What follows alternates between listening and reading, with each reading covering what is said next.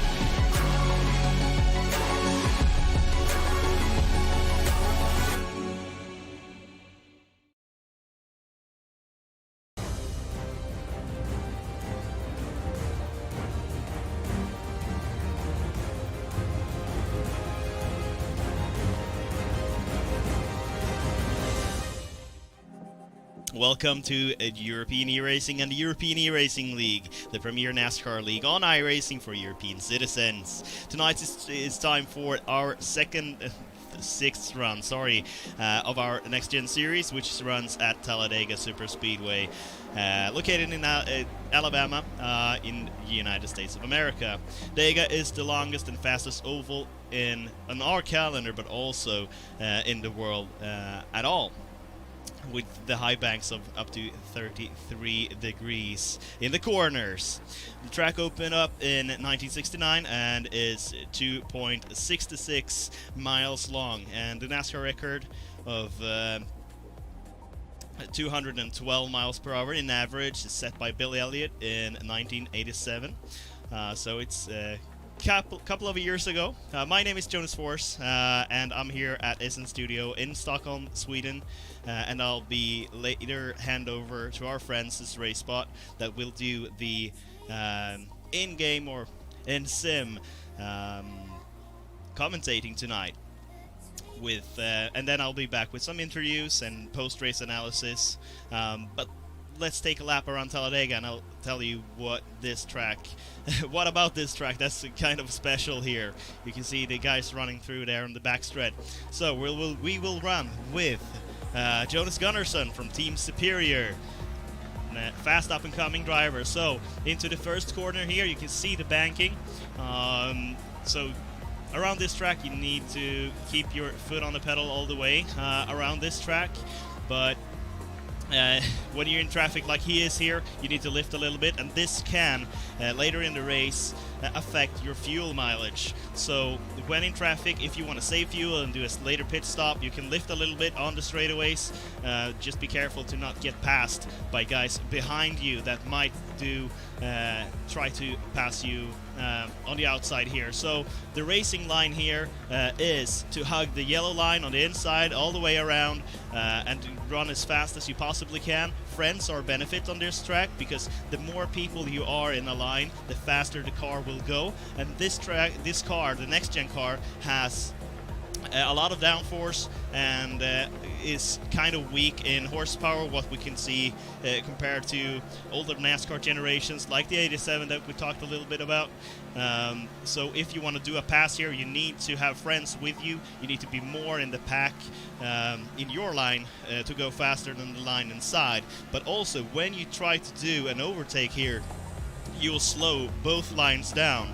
So if you are in a pack that's fallen behind a couple of seconds, and the guys in front are starting to fight each other, just line up in one line and you'll catch them in front of you.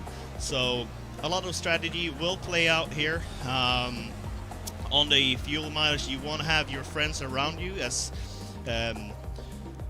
so as many friends around you as you can. You see the three superior cars there working together, and that will be the key part here, and try to make the best out of your strategy tonight. Anyhow, once again, welcome back to the European E-Racing League. And last time we were on broadcast, you had Nicholas with you. He's in the production right now. We're starting our qualifying at 20 past 5, and then by then we will hand over to our friends at RaceBot. We race every other week on Sundays, and this, as we said, is our 6th race, and then we have 2 races left, one at the short track of Richmond and our finale at Charlotte Motor Speedway, another 1.5 miler. Anyhow, if you want to join the European E-Racing League, right now we're racing the next gen car. You need an iRacing subscription and be licensed in iRacing on ovals, and 2,500 in iRating. So that's the requirements to run here. So this is a Premier League in Europe of oval racing. Anyhow, follow us on Instagram at European E-Racing, Twitch, the same address there, and in YouTube, and also on Facebook. But let's take a look at the highlights from the last race at Pocono. E-Racing and the European E-Racing League, the premier NASCAR league for European citizens. Tonight it's time for the 5th round of our Next Gen series, which is run at Pocono Raceway, located in Long Pond, Pennsylvania, USA. Tony Uverden very, very ready to push Daniel Solo to the lead right now. He's now in control of the field, waiting and making them wait a very long time indeed, but finally here's the gas and goes. And already has a couple of car lips on pretty much everybody right now. Uverden not able to help him in any way. Kevin Adam getting a lot of help here to the outside line, but they all form up on that outside, 3 wide through the middle, as you can see. Let's hope everybody gets through. When there's 2 cars formed on the outside like that, there's no way you're going to be able to do anything on your own. Look at that, Solo and Blicht got themselves 1 and 2, purely by pushing each other to the front. It's all changing very, very quickly, and I have to admit that there's a lot more pack racing going on than I was expecting. Oh, it's in the background. There is a car on its roof almost. Lundberg. Looks like Lundberg, who has gone, he's gone over and over and over again. Goodness gracious, that is a huge accident. Yeah, it is going to be happening between Fournier and Lundberg here, right out of turn 3. I'm not sure what happened to Fournier. That just has a little bit of a wiggle and then just tracks out to Lundberg, and these 2 collides, and then, yeah, this is ugly to watch. Eric Blicht swinging wide for Andre Solander, who's going to lead his first laps of the day. That's very important, of course, Stefan, because that means 5 more points to Andre Solander in the championship. Yeah, Alexander Alitzson doing a very great job, and there we go, and now goes to the inside of the 140, that pushes him wide as well with a late turn in for the 24. Andre Cylinder, there we go, most definitely not happy about that. Absolutely not. Down the inside with less than 4 laps to go at this stage. The 5 laps younger tyres have played into effect and played into the hands of Hagman and Brostrom. And I think for the first time all season long, we're going to have a repeat winner through the final turn here at Pocono. And after a very strategic race indeed, it's Marcus Hagman who's going to take the checkered flag first.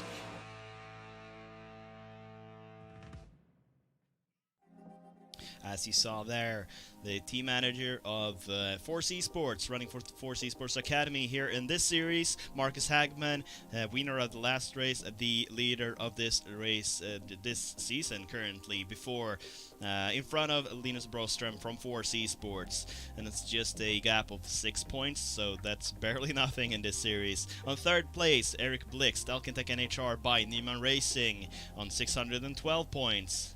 After him, Kevin Adam is on fourth place, and the first non-Swede in our series right now. After that, Blix's teammate Daniel Solo, Alkentech by NHR by Nima Racing 2, rounds up the top 5 here. Norbert Leitner on 6th, Jonas Gunnarsson on 7th, that we had the opportunity to run with around a lap here at Talladega. Andreas Elander at 8th, also for the Nima Racing team by Alkentech, or in the other way around. Alexander Arlson for 4C Sports on 9th, and Tony Ovinen for Prima Esports rounds up the top 10. And here is the rest of the list of your favorite drivers in the European E-Racing League.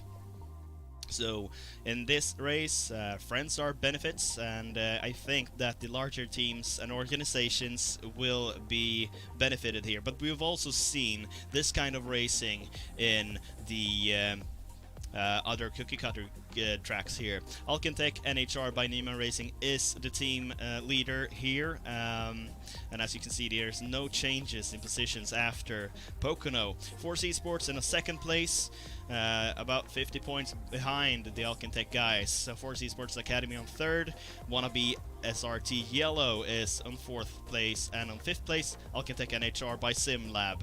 So the top 5 is rounded up by 3 teams right now, or 3 organizations, divided into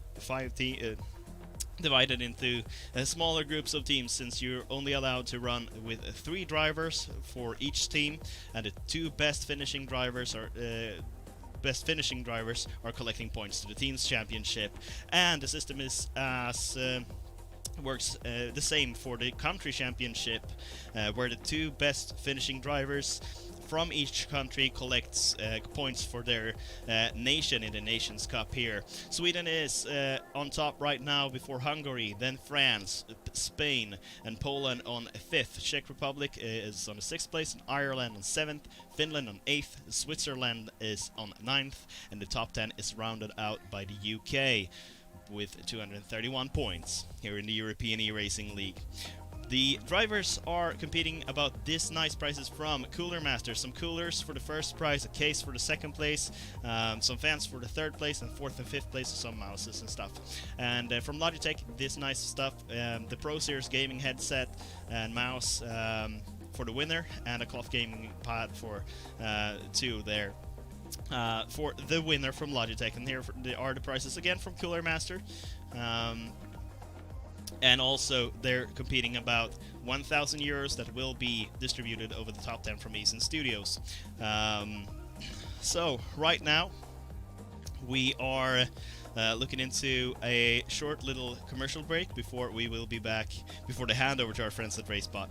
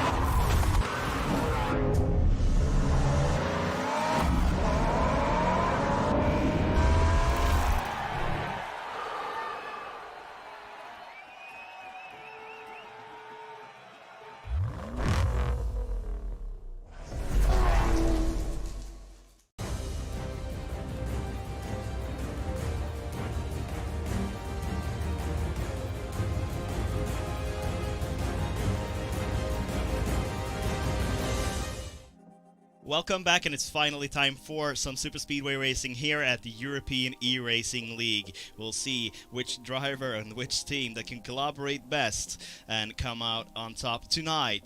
Let's hand over to our friends at RaceBot and let's enjoy some Superspeedway racing here.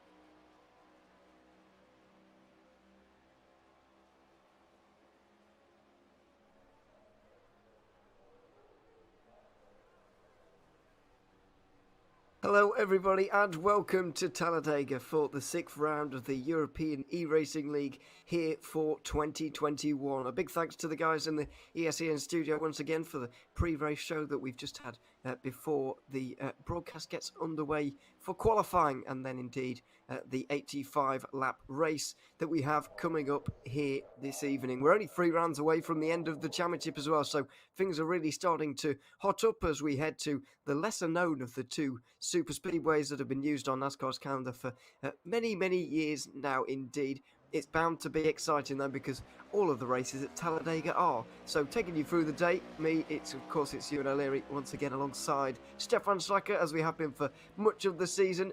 Welcome along, Stefan. It's good to have you with me here once again for this particular race, Talladega, where thrills and spills are pretty much around every corner around here. Staying out of trouble is very difficult indeed, and we're bound some excitement throughout the 85 laps this evening.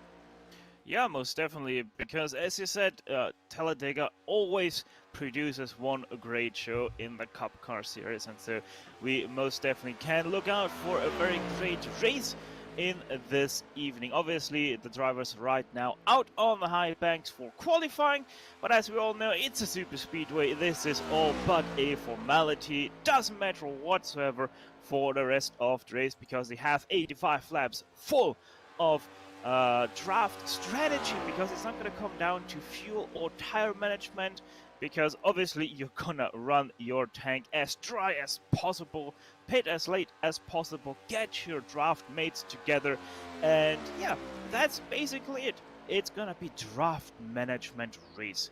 You want to be there at the very last lap. That's where it counts. That's where you really need to be, handing out all your good cards. That's where you need to be right at the end. We're just looking at qualifying. You're mentioning drafting there, and it is going to be very important throughout the race. But throughout qualifying, it isn't going to be very important at all, because it's a private session for all of these guys. And so they're out on their own, basically, and they're just able to go around by themselves.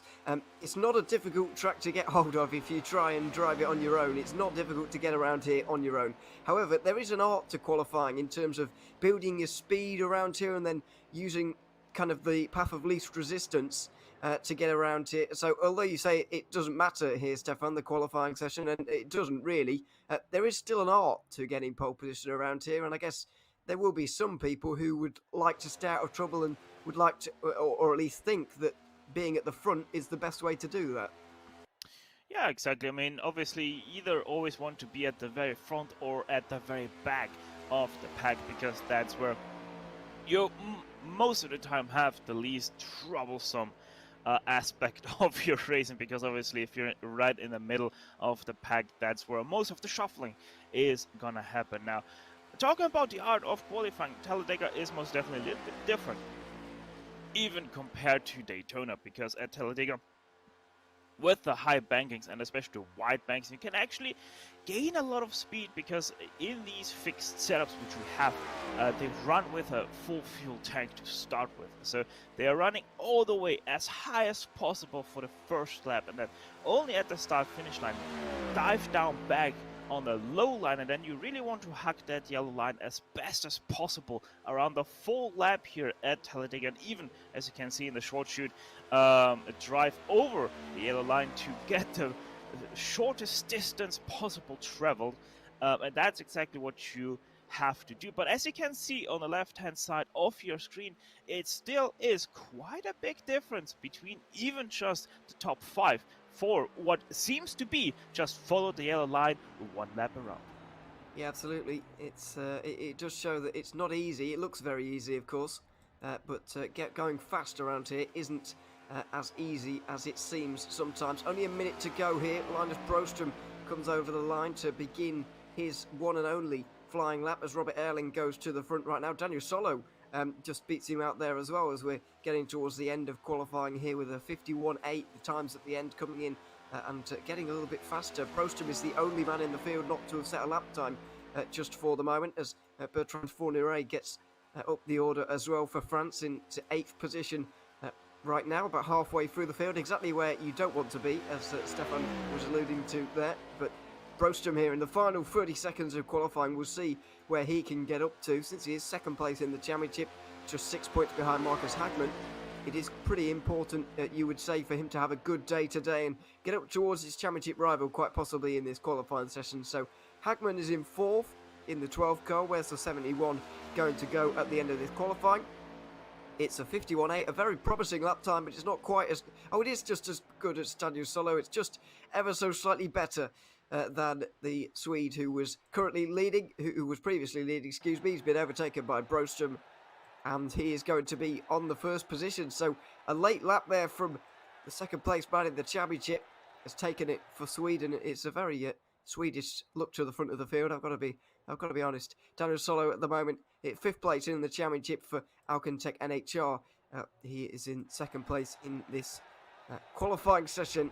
He's going to be on the front row with his compatriot Linus Broström in this race. So the guys are going to line up now. We're going to have a quick look at who is where in the order. Broström and Solo are going to be on the front row together, ahead of Robert Erling and Alexander Arnoldson, who is in 4th. Marcus Hagman, championship leader, 5th, alongside Martin Kapal, who will be in the 64 car in 6th. Then we've got Gabriel Storr, who's alongside Eric Lundberg. Bertrand Fourniret will be next, and Thomas Anderson rounding out the top 10. Jonas Gunnarsson's 11th, ahead of Ricard Allard, who made his debut 2 weeks ago. Daniel Page is next, ahead of Eric Blicht, who had a great start to the season, but has been tailing off on occasion in a couple of these races.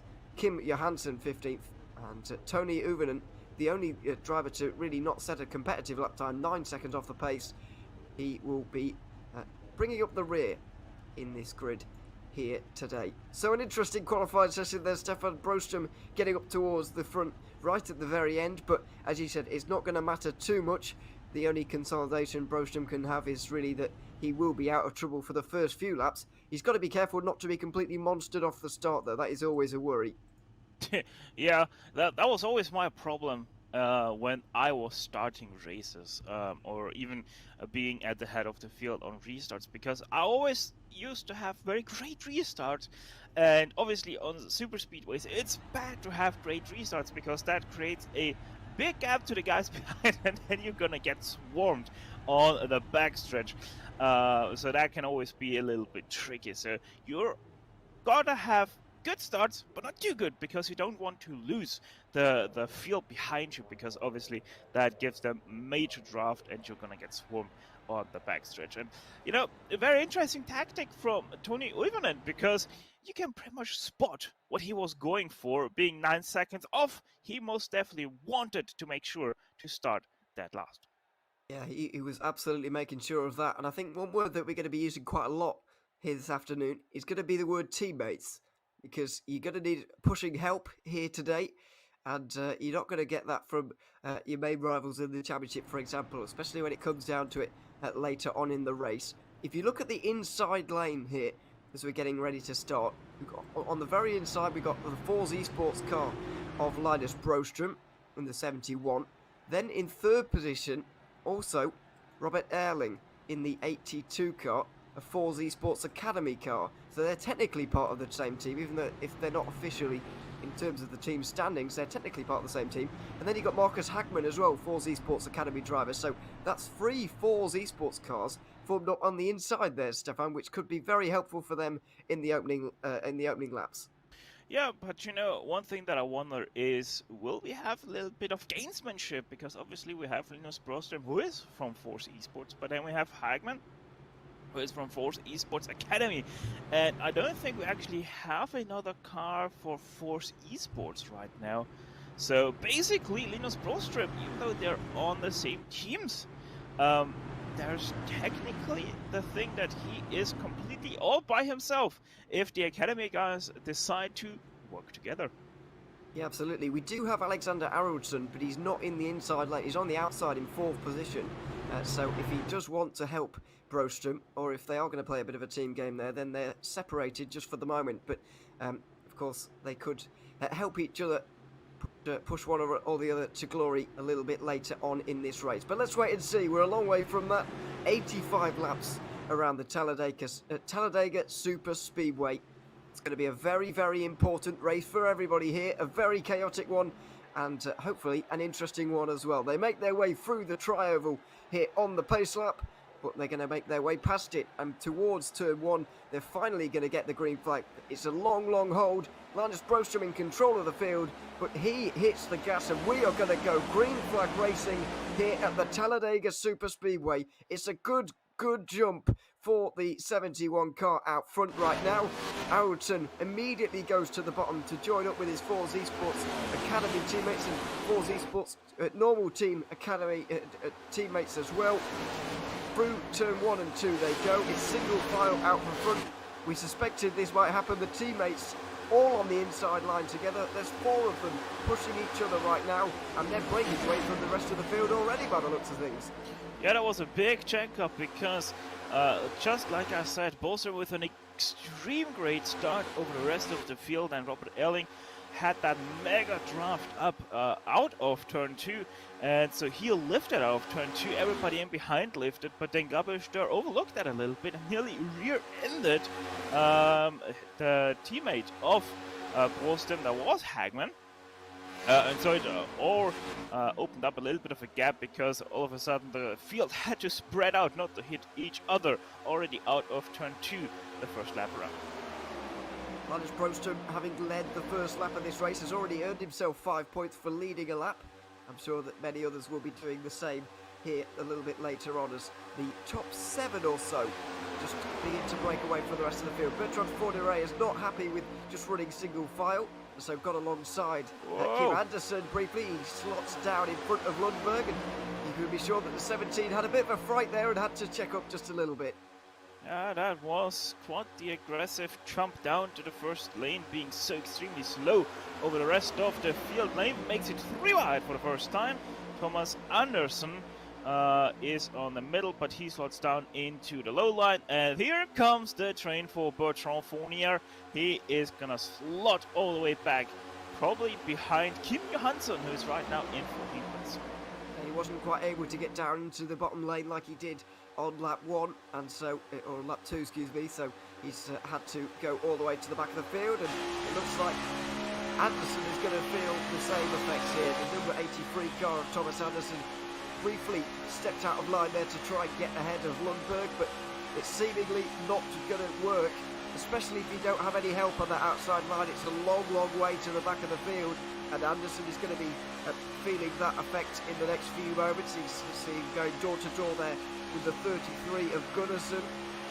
He's getting a little bit of speed at times, so I think if he did get some help, then there would be a bit of an opening for somebody on the outside line, but especially through the corners with no help at all. He's not enjoying himself, and you can see there in this camera shot there's absolutely nobody behind him, and on the outside line, especially through the corners, the longer distance, you're just not going to be able to carry the speed, and you're going to be sent to the back of the field.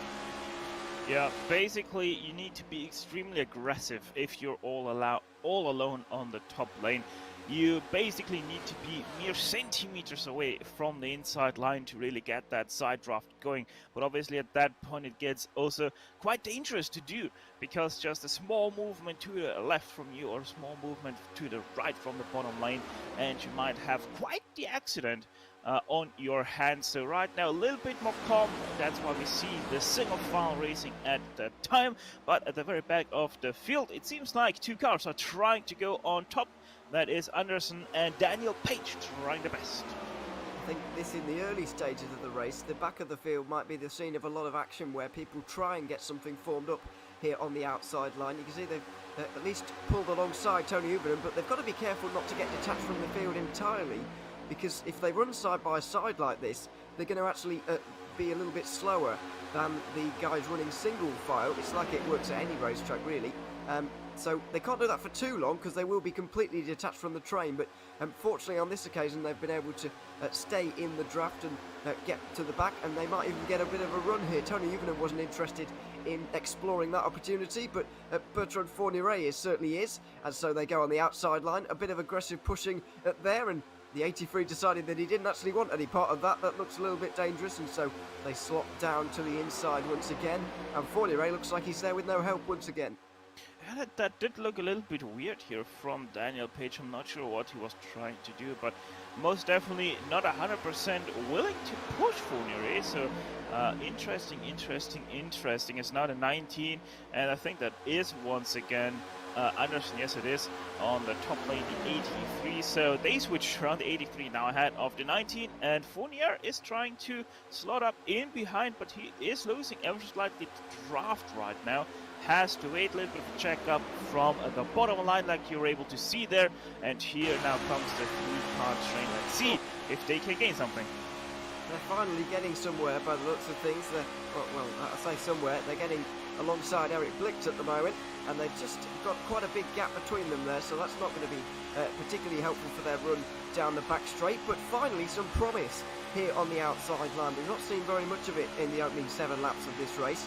But I'm very glad to see that some of the drivers are at least willing to try it, because sometimes, especially in NASCAR these days, we see a lot of single file running in the Daytona 500 and the Talladega races that we have as well. There's a lot of single file running. There's not much aggression that goes on at all in these races, but I'm glad that early on some people are at least trying something. Even though they're fighting a losing battle some of the time, they're trying something at the very least, and they're getting some rewards for their efforts at the moment. Yeah, most definitely. At least right now, it's not very well organized, that bottom line. And that's why we see these top drivers to really be able to catch right now. Normally, you wouldn't be able to do that with just 2 drivers. Now we have a 3rd car jump up high. That is the teammate of Daniel Page, Rickard Allard. That is. Let's see how he can perform up top. And now 3 cars. That should work a little bit better, but obviously in the turns they are losing a little bit of that integrity of the top line. There was a little bit of a slide there from Thomas Anderson, but it's exactly what I was talking about. They are trying, but they're not very well organized. Now even Thomas Anderson goes top, so makes it 3 wide here. This is not working out very well for these guys. They need to have that consistency. They need to stay front to back. It just doesn't work if you're not 100% organized. I have to say, as soon as Rickard Allard got to the front of this group here on the outside line, that group was immediately going absolutely nowhere, and for some reason Thomas Anderson was a lot better at going on the outside line than Allard was. And you mentioned it a little bit earlier on. There is an art as well to going on the outside line. To a lot of people, over racing in any form really, but especially the super speedways, it just looks like people driving flat out in a circle, just turning left for 85 laps, and then by some miracle, some lottery, by avoiding the crashes, you basically win a race. But that's not really how it works. There is a real art to it, especially running on the outside line. I think we saw it there. Anderson was able to do it a lot better than Allard was, and you saw as soon as the 302 got in front of those guys, the outside line was immediately stalled out. And so you do need the right combination of guys to make it work, and that's what they're trying to work out at the back right now. Yeah, you also need a great pusher, because if you're not a great pusher, if you're not always right on the back end of the car in front of you, and you're not 100% squared out on the back end of your front car, you're not going to be very efficient at pushing. Sometimes you can also stay a little bit back and just push with your front aero, because you're always pushing a little bit of an air cushion, so to speak, in front of your car. And even that, or you can give the car in front of you a great boost, but you have to be careful to not be too fast at running up to the car in front of you, because then you give the car in front of you a great push.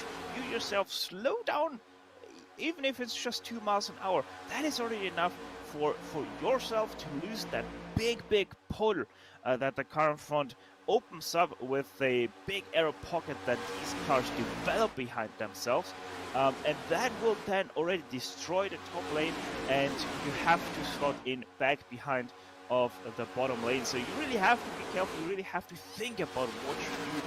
You're not only having to manage how square you are to the car, but also how far you're behind, how fast you're catching. Sometimes it's even good to lift off a little bit while you're catching the car in front, just to make sure that once that push on the front car comes in, that you yourself are not losing them too much to all of a sudden no longer have the beneficial to once again catch up.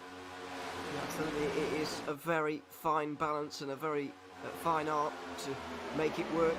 We're seeing Bertrand Fournier and Thomas Anderson trying again on the outside line very briefly there. Two of the biggest animators in the race so far. You can see how they're just lifting off ever so slightly and letting Anderson in. I think he'd rather be at the back right now, and I don't think that was by accident either, as Daniel Page just gets onto the back of Fournier now and decides to get something going maybe. Thomas Anderson joining in as they just get past Tony Uvinen, who's spent... I don't know if you've been noticing this, Stefan, but... Oh, no, he's gone wrong! Oh! He's gone wrong! He's got it to the side of Anderson, and Anderson, the 83, into the wall in a big way, I'm afraid. Oh, dear, they were both below the apron, so we stay green just for the moment, but I was just about to say, Tony Uvinen has spent most of his day lifting off at the back of the field, trying desperately to stay in last place. But this is when it can go wrong, even at the very, very back. You're not always safe around here. Yeah, not at all. Now, Tony Uvinen, you're gonna see it after entering the dog leg here. Right here, he goes up a little bit too high, tries to correct that, has a little bit of a slide that he has to catch, and then wobbles back and forth, gets thrown up by the apron into the 83, and the 83 with a hard impact to the inside safer barrier. And I don't think we're gonna see that 83 continue any more racing.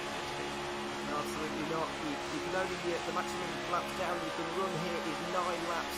So that would be a very quick repair, I have to say. Uvenen's about to appear on our right hand side, there he is, and just doesn't hold the yellow line down at the bottom there, and straight into the side of Anderson, who suffers a very big hit indeed. Firstly with the front, which has taken most of the damage, and then a slight tap on the rear as well, which is fairly academic at this stage. The 83 is probably going to be our first retirement of the day.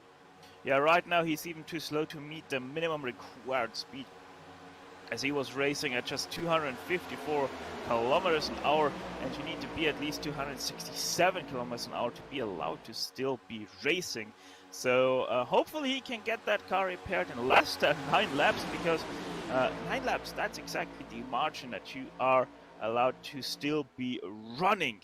Now, obviously also Tony Uvinen completely lost the back end of the field with all of that, only running 290 kilometers an hour, where Kim Johansson, the back end of the pack right now, 313, 14 even kilometers an hour.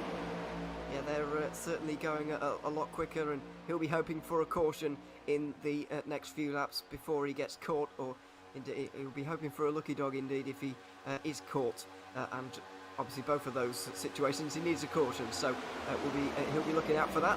But we're finally getting somewhere on the outside line now. As we were looking at those replays very briefly, the chaos that has been created at the back has allowed a bit of a group to form on the outside line here. It involves 3 drivers. Bertrand Fournier, who's at the front of another group here.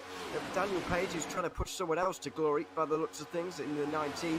And also we have the 302, and they've just been joined by another pairing who are trying to get something going on the outside line. However, the top 5 all of a sudden have turned on the afterburners a little bit, and they're going away all of a sudden. So as soon as they, started to get somewhere, they're all of a sudden falling back quite dramatically here. This is on board with Daniel Page, and we're really going to get a view as to what it's like being in the middle of this pack right now. But it's a shame to see. Bertrand Fournier was in 3rd place a minute ago as we started looking at these shots, but they started to go backwards ever so slightly, looking like they're maybe getting a bit of speed up once again now. And this is the thing I was talking about. You were able to see how far the 19 was back on the back end of the 6. That's exactly what you don't want to do. He was so far behind, he actually had to lift a little bit out of the throttle going into turn 1, because he was catching the 6 so far. And once again, just not squared up on the back end of that 6, and so that top line is going nowhere right now, because what you're doing to yourself right now, right here, is that you're having some aero some air on the right-hand side of your car. That slows you down, has a little bit of a drag, and that also pushes your car more and more over to the right. So you're also having to correct a little bit more to the left to stay more in line with the car head. And all of that scrubs a little bit of speed, and that's why we're seeing this topside line just not going anywhere. Also doesn't help your fuel efficient. And in case you're wondering, is he doing that maybe just to get a little bit of air for his coolant? That is not a thing. We are at running the default baseline, and that has already quite a little bit of tape on the car. So overheating your car, really no problem here whatsoever. Yeah, absolutely. That's the default setup. So I must say, the drivers aren't a particular fan of the way it drives, but I am a fan of it in terms of a racing standpoint. It is just about the driver getting things right in terms of the setup guys getting it right, which is not always the most exciting. I think that is Thomas Anderson, who's done a remarkable job to get that car repaired, because it was a hefty hit on the back of on the side of the wall there. He's got out of the way on the right hand side, but I'm afraid he's going to lose the draft entirely here.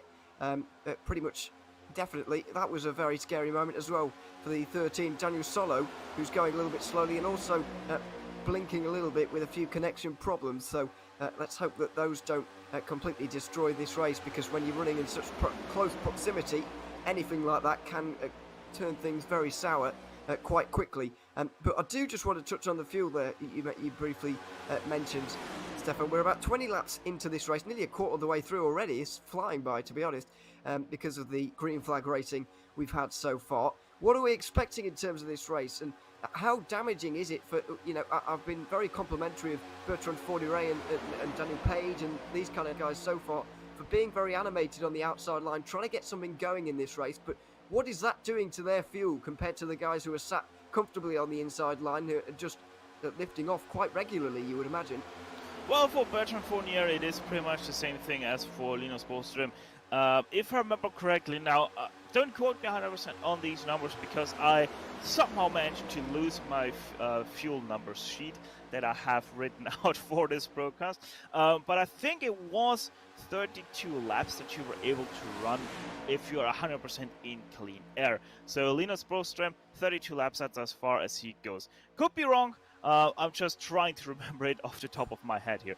For the guys behind, obviously that stretches to 35, even 36 laps if you're constantly, like Tony Uivinen was doing, running at the very back, lifting a lot of times, not even running full throttle at all down the straight. So he would have been saving a lot of fuel right there, but obviously for the guys more further up front, Erling, Alidson, it comes more towards 33 laps. 34 laps, but yeah, it's somewhere in that range where we're going to be expecting all these guys to come into pit lane. Speaking of, Tony Uivinen's just come into the pit lane. You just mentioned it there. He's been detached from the back of the field. Oh, and he had to reverse into his box there as well. It's getting worse for Tony Uivinen, I'm afraid. The left side tyres are being changed by the looks of things. Only the left side tyres. I didn't see the right get jacked up there. He's getting the entire load of fuel by the looks of things, and a little bit more. There might be a bit of repairing going on here, and there finally he's dropped down and goes.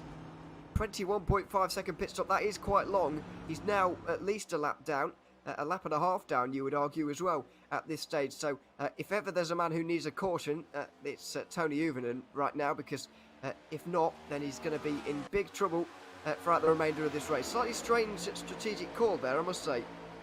Yeah, for Uivinen, 100%, he was just too damaged, probably, was losing a lot of speed. He was only doing 292 kilometers an hour, so a little bit expected for Uivinen to come into pit lane, if you're honest, thinking about the damage that he probably has. Also, as you can see on the left-hand screen, Anderson, the 83, into pit lane. That is him 100% sure of that, retiring now, because he was still only able to reach a maximum top speed of 265 kilometers an hour, and that is still 2 kilometers an hour slower than the minimum required top speed that he needs. But once again, he is out of pit lane, and there comes Tony Uivinen.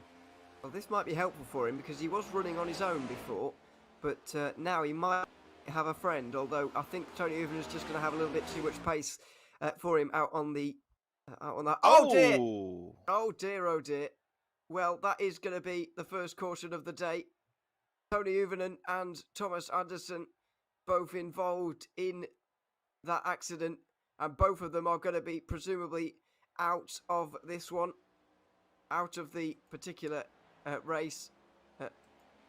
Let's have another look at what happened here. Doesn't look... I don't think we can say this is an accident at this point, I'm afraid. Tony Uvenen and Thomas Anderson come together. And there we have it. Of course, if you weren't with us earlier, these two have already come into contact about 10 laps ago. It ended up with Thomas Anderson having big damage. Tony Uvenen was detached from the pack as well, but now they're both certainly detached from the pack. And that was quite a shaky driver going up and down the bank in there, I'm afraid. So that is the end of both of their races, and a real shame. A real shame to see for both of them that they are both out. But it does open us up now to a completely different race. 61 laps to go at the end of this one. The pit lane is going to be open. I believe this is 3 and 4. It is indeed. And so you'd imagine, Stefan, we're going to see everybody coming down here. Yeah, 100% everybody's going to come down. Nobody is going to be willing to stay out with just presumably a few laps to go in their fuel stint. And it obviously also splits it quite nicely, because after this stop, they only need one more stop to be good to go to the end of the race. So every single car of the 14 that we still have running are now going down in their pit stops, and this could be really interesting because we're gonna see how much people were able to save, and if somebody's only gonna take 2 tires right here. Yeah, absolutely. Who's gonna take 2, who's gonna take 4, and so on and so forth. Let's see. There's the Force Esports guys at both Academy and the normal team getting out. 24 car leaves first. It's not Linus Brostrom. We're going to have a new leader by the looks of things. There's cars everywhere. Daniel Solo has gained a few places there, I believe, maybe 1 or 2. Looks like Brostrom, because he was running out front, probably needed more fuel than everybody else, and so he has dropped down the order a little bit. So it's Araldson who has taken the lead out of this one. Where is Brostrom? He's a long way down. 13th, there he is in our camera shot. I was looking for a black and gold car, but I realised that's not that's not quite the livery I was looking for. Brostrom, a long stop, and there's the replay. Oh, he had to reverse into his box. We're going to get a better look at it here, Stefan, but the pit stops are so crucial around here, and you cannot afford to be doing this. Yeah, he overshot his pit box by quite some distance here, but half a car length is what he overshot it, and then even had to go forward once again. So, disaster for Linus Brostrom, because he reversed and still was off line to where his pit crew needed him to be, so that's why he had to go forward and once again back to be lined up with his pit crew. Robert Erling also had to, I believe, reverse there as well. He lost a couple of seconds in that last pit stop cycle, and he's dropped out of the top 4 down to 7th position now in the 82. Eric Blichter's had a good stop there. He's into 8th position now. Who's done well out of that as well? It looks like most of the others are in a fairly similar position to where they were before. We've got Araldson now leading. Marcus Hagman is in 2nd place. Daniel Solo 3rd ahead of Gabriel Storr. Jonas Gunnarsson as well. You notice some of the guys up front have had slightly shorter pit stops as well, because they might have had a little bit less fuel to take on than Brostrom, who was running wide open out the front this entire time. So he will have obviously been burning a little bit more fuel. What I do want to say, though, is I know that Araldson is not really... He's had a couple of poor results so far this season, so he's not really up there in the championship. 9th place at the moment, but this has got to be one of the only times I've ever been commentating where somebody has gained points while under the caution flag, so 5 have just been added to Araldson's name as he crosses the line now. For leading a singular lap, you get 5 points, and so there you have it. He's just gained 5. Hagman alongside him. We're going to be going green in 1 lap's time, but yeah, a real disaster for Linus Brostrom. He comes into the pits again, and I presume once you've taken this much damage already, Stefan, to your race, you might as well take some more and get a little bit more fuel on board, I presume. I'm not entirely sure what he's doing in the pit lane, but it was a shorter stop. Yeah, no brainer there for Linus Broström. He did take right side tires. Now he did take left side tires only on his pit stop, like pretty much any other car. And as you said correctly, he did top up on fuel again. So yeah, no brainer for Linus Broström here. Is going to have a little bit more fuel, and he is anyway at the very back end of the field. So why not do that right now, right here? 59 laps to go then, Stefan. Is the aggression level going to pick up, or are we too early in the race for that still just yet? Quite honestly, hopefully it's going to pick up, because we right now have seen a lot of single file racing with Linus Broström. He most definitely will want to go through the field here, so I'm expecting a little bit of an aggressive stance here from the 71, maybe even see one of his teammates drop back through the field to help out that 71 get back up to the front of the field once again. Yeah, absolutely. It's a very big possibility. We've got the Force Esports cars are not formed up on the inside line like they were before, 1, 2, 3 and 4 either, which might help a little bit. They were kind of creating a bit of a force field around the top 4 positions that nobody else was really able to get anywhere near. They briefly got alongside Robert Erling, but they really didn't get anywhere on the outside line, the likes of Fournier, Page and all of those guys who were on the outside line. Now everybody's scattered everywhere again. Where is this race going to head? We've had 26 laps so far, a couple of incidents, 14 cars remain in the lead lap and undamaged as well for the most part, with 59 remaining. One more pit stop as well to make. How are they going to tackle the rest of this race? It is Alexander Arvidsson in control of the field. He hits the gas first. Marcus Hagman didn't react nearly as quickly as he needed to there, because Solo was able to get alongside him. Arvidsson tries to help him though on the outside line. This is where we might see some changes to what we saw previously. We've got the previous race leader Linus Broström right out the back of the field in 14th position right now. Hagman and Arvidsson on the outside line.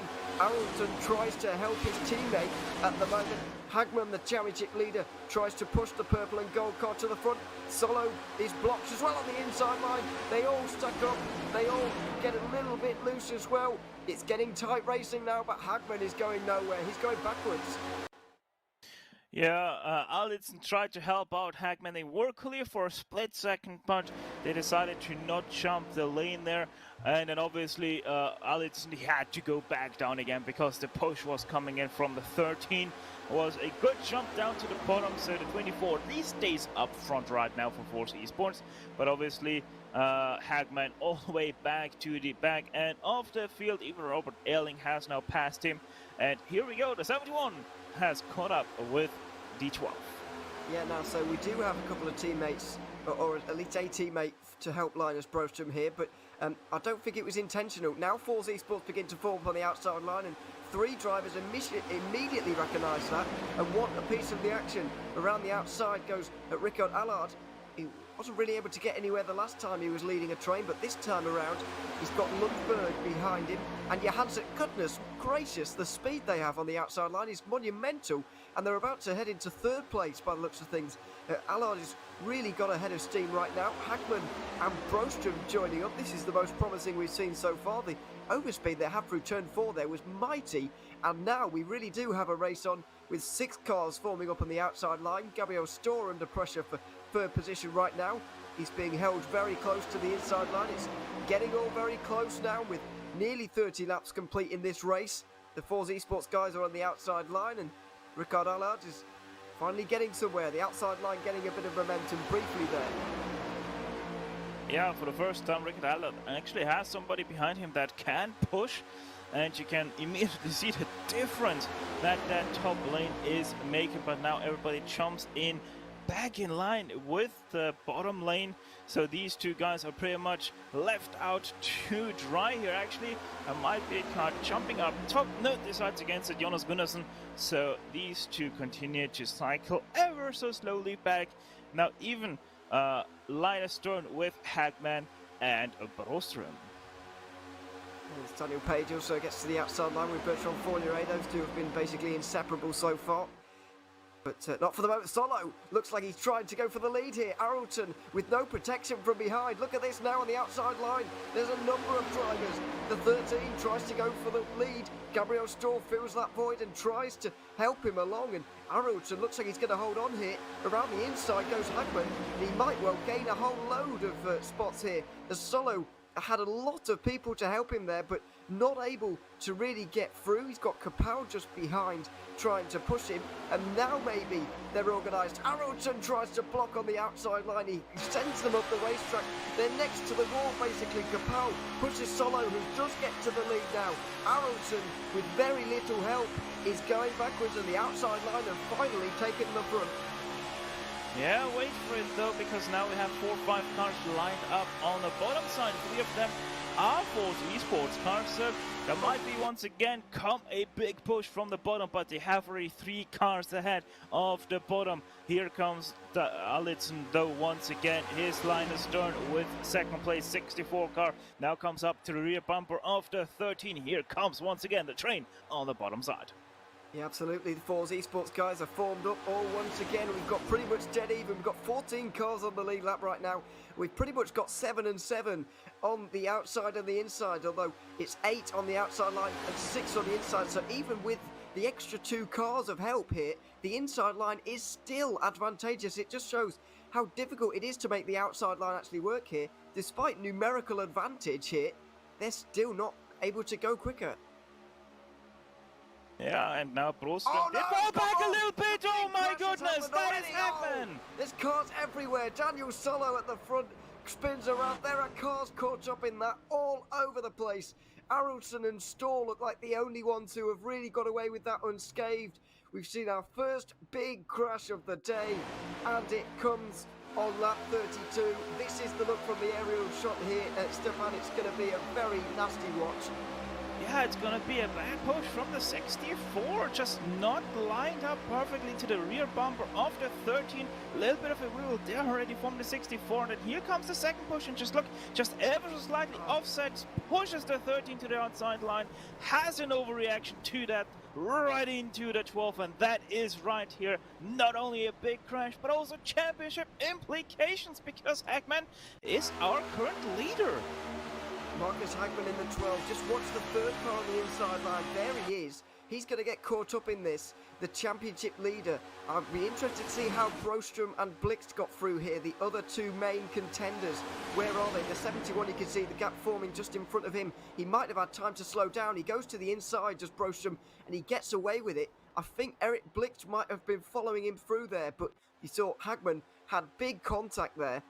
Very big contact for the championship leader. This championship is going to change. This is on board with Broström. Fantastic avoiding driving here.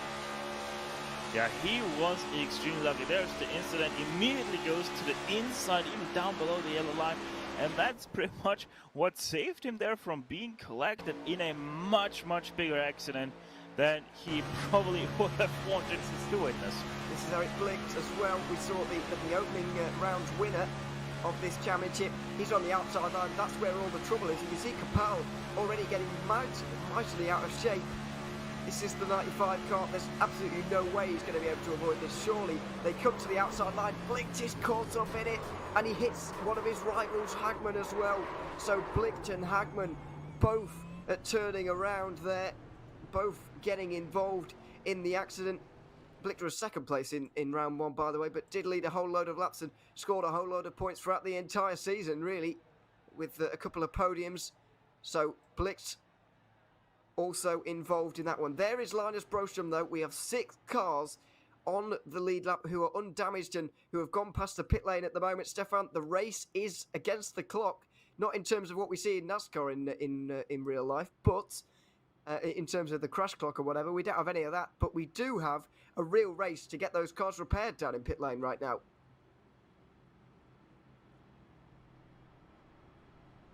So who is going to get out first and who is going to be able to get out with no particular problems. So Since we're under caution, we're going to very quickly throw to the break. We're about halfway through the race. The cars are getting repaired in the pit lane right now. We're going to take a short commercial break. Join us after this for the restart.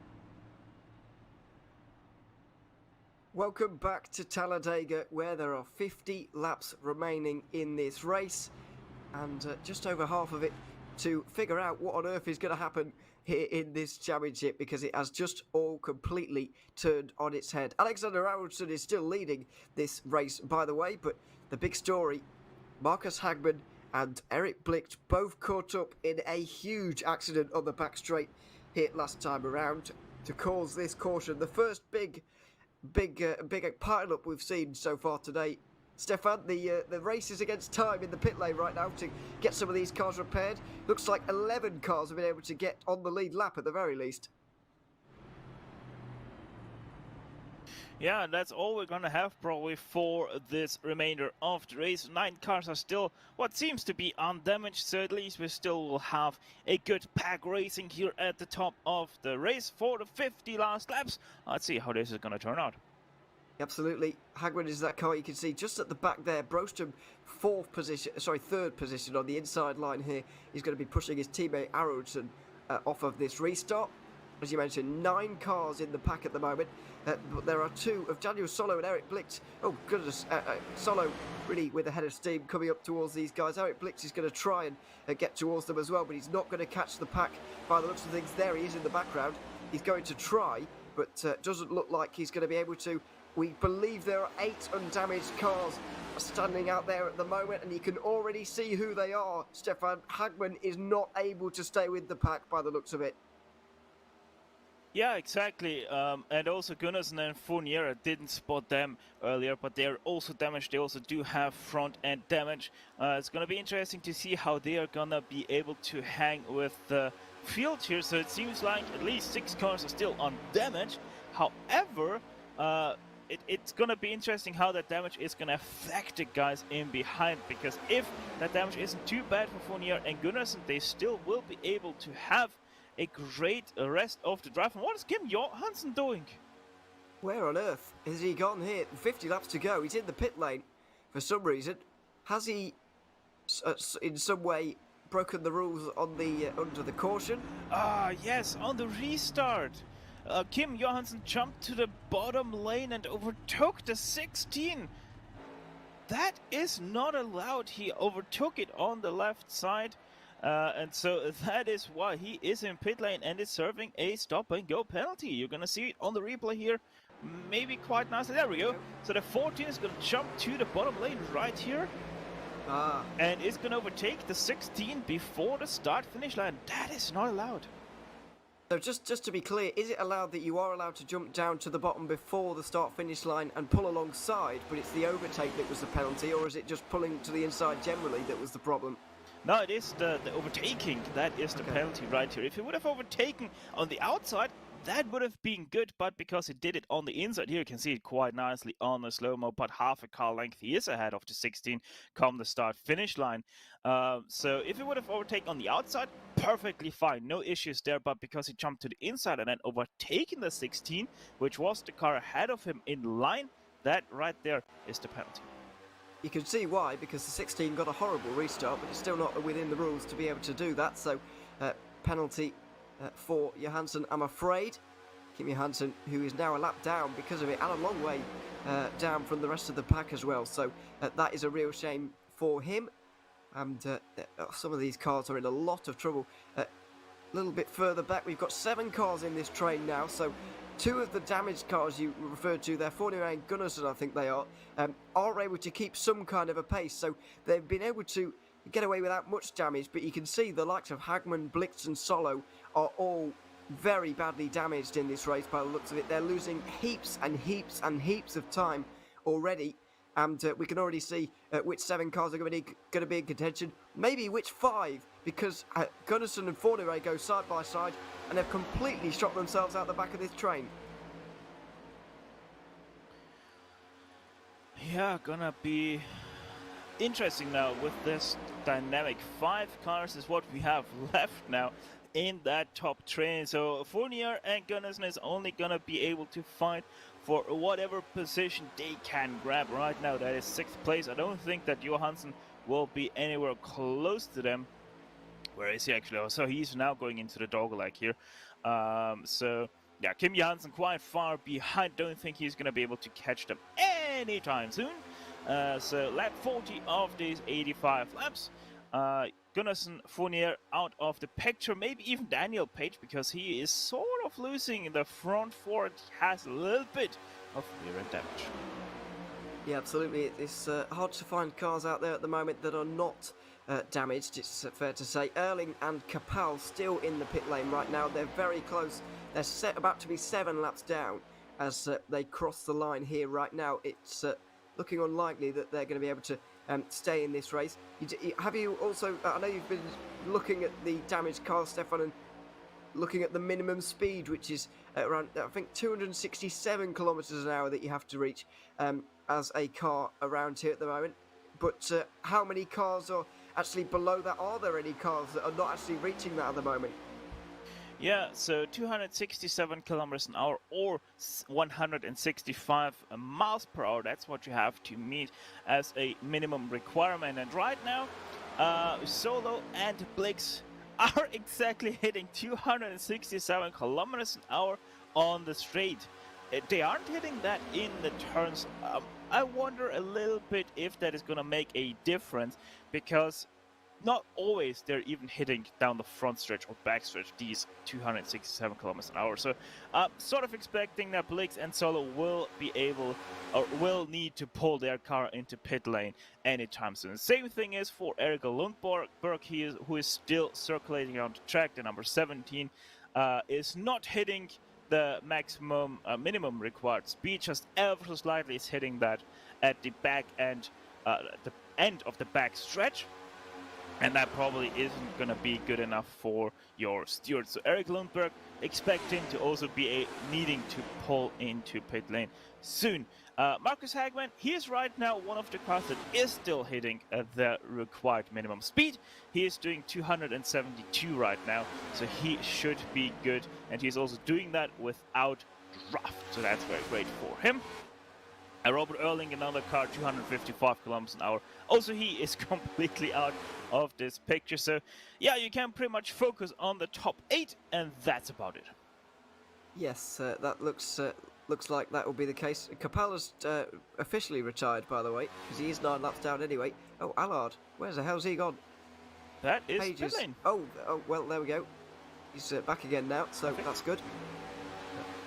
But Page just went to the bottom there just to make sure that he wasn't going to clatter into the back of somebody there. So that was good of him.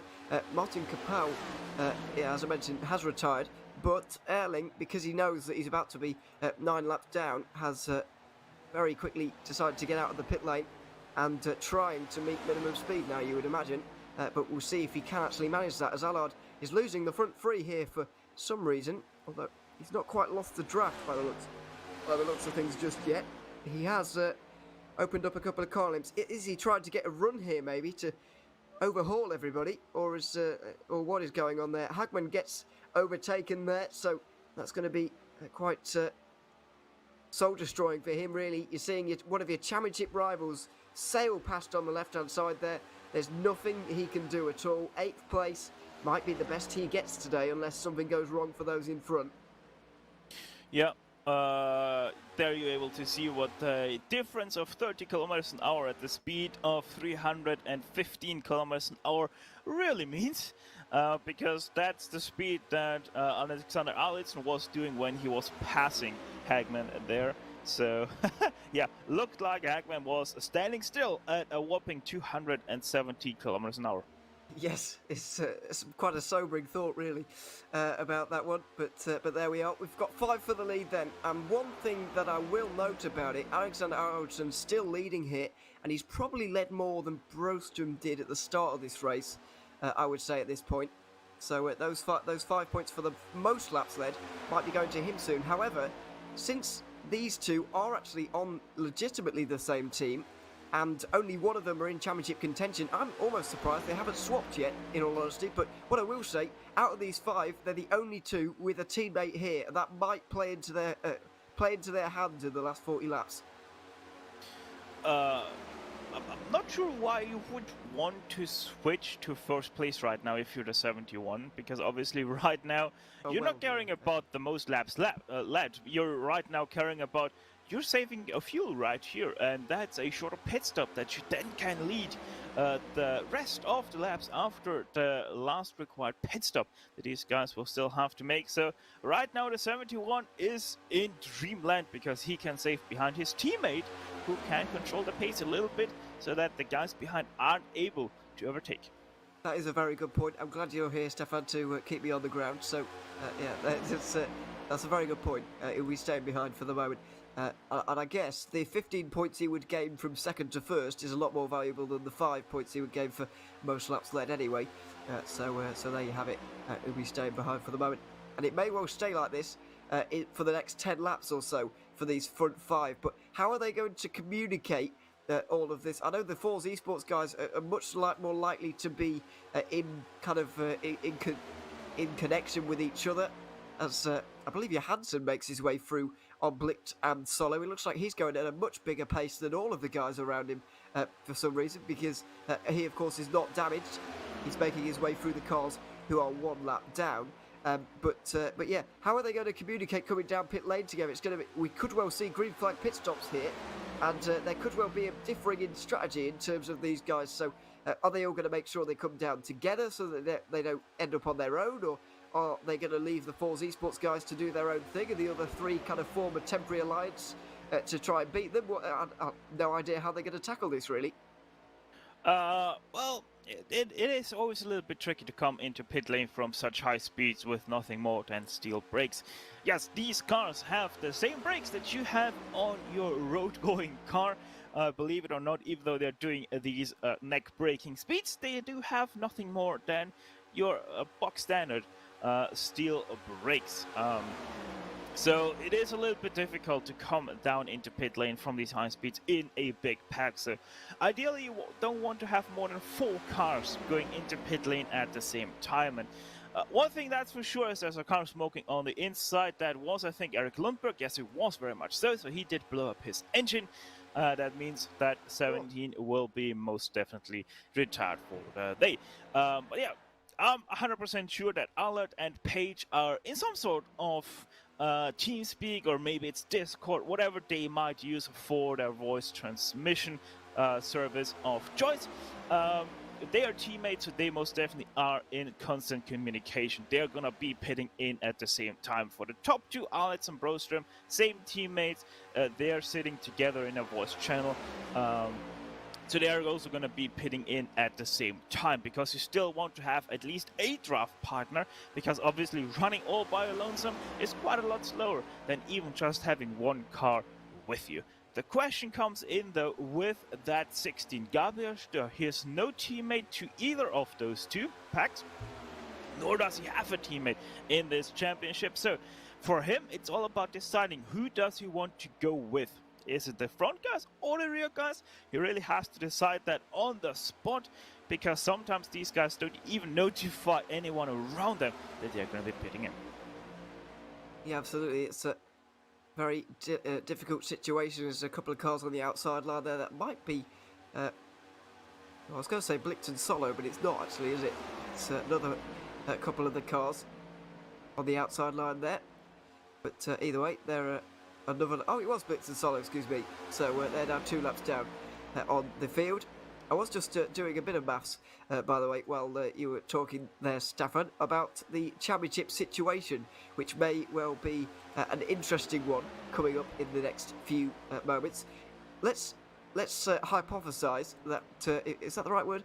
Let's imagine that Linus Broström wins this race and because he's obviously led at least one lap. I don't think he's going to lead the most. That might well go to Arulsson. He's probably close to being Arulsson already, actually, since Broström got the first 20 odd. Now the next 30 odd have gone to Arulsson. So maybe it's up in the air either way. But at the very least, Marcus Hagman, with Broström winning the race, he's going to lose 60 points. And he's only 6 points in front, so he's going to lose that lead 54 points. That sounds like an awful lot here, Stefan, but at the end of the day, there's a lot of points up for grabs in these races. There are big points gaps between each of the positions, especially at the front of the field, so it's not all over if Hagman finishes in about 8th or 9th, which he's looking like doing right now. Yeah, it does sound a little bit weird that he had such a big crash and still maybe is able to finish in 9th place.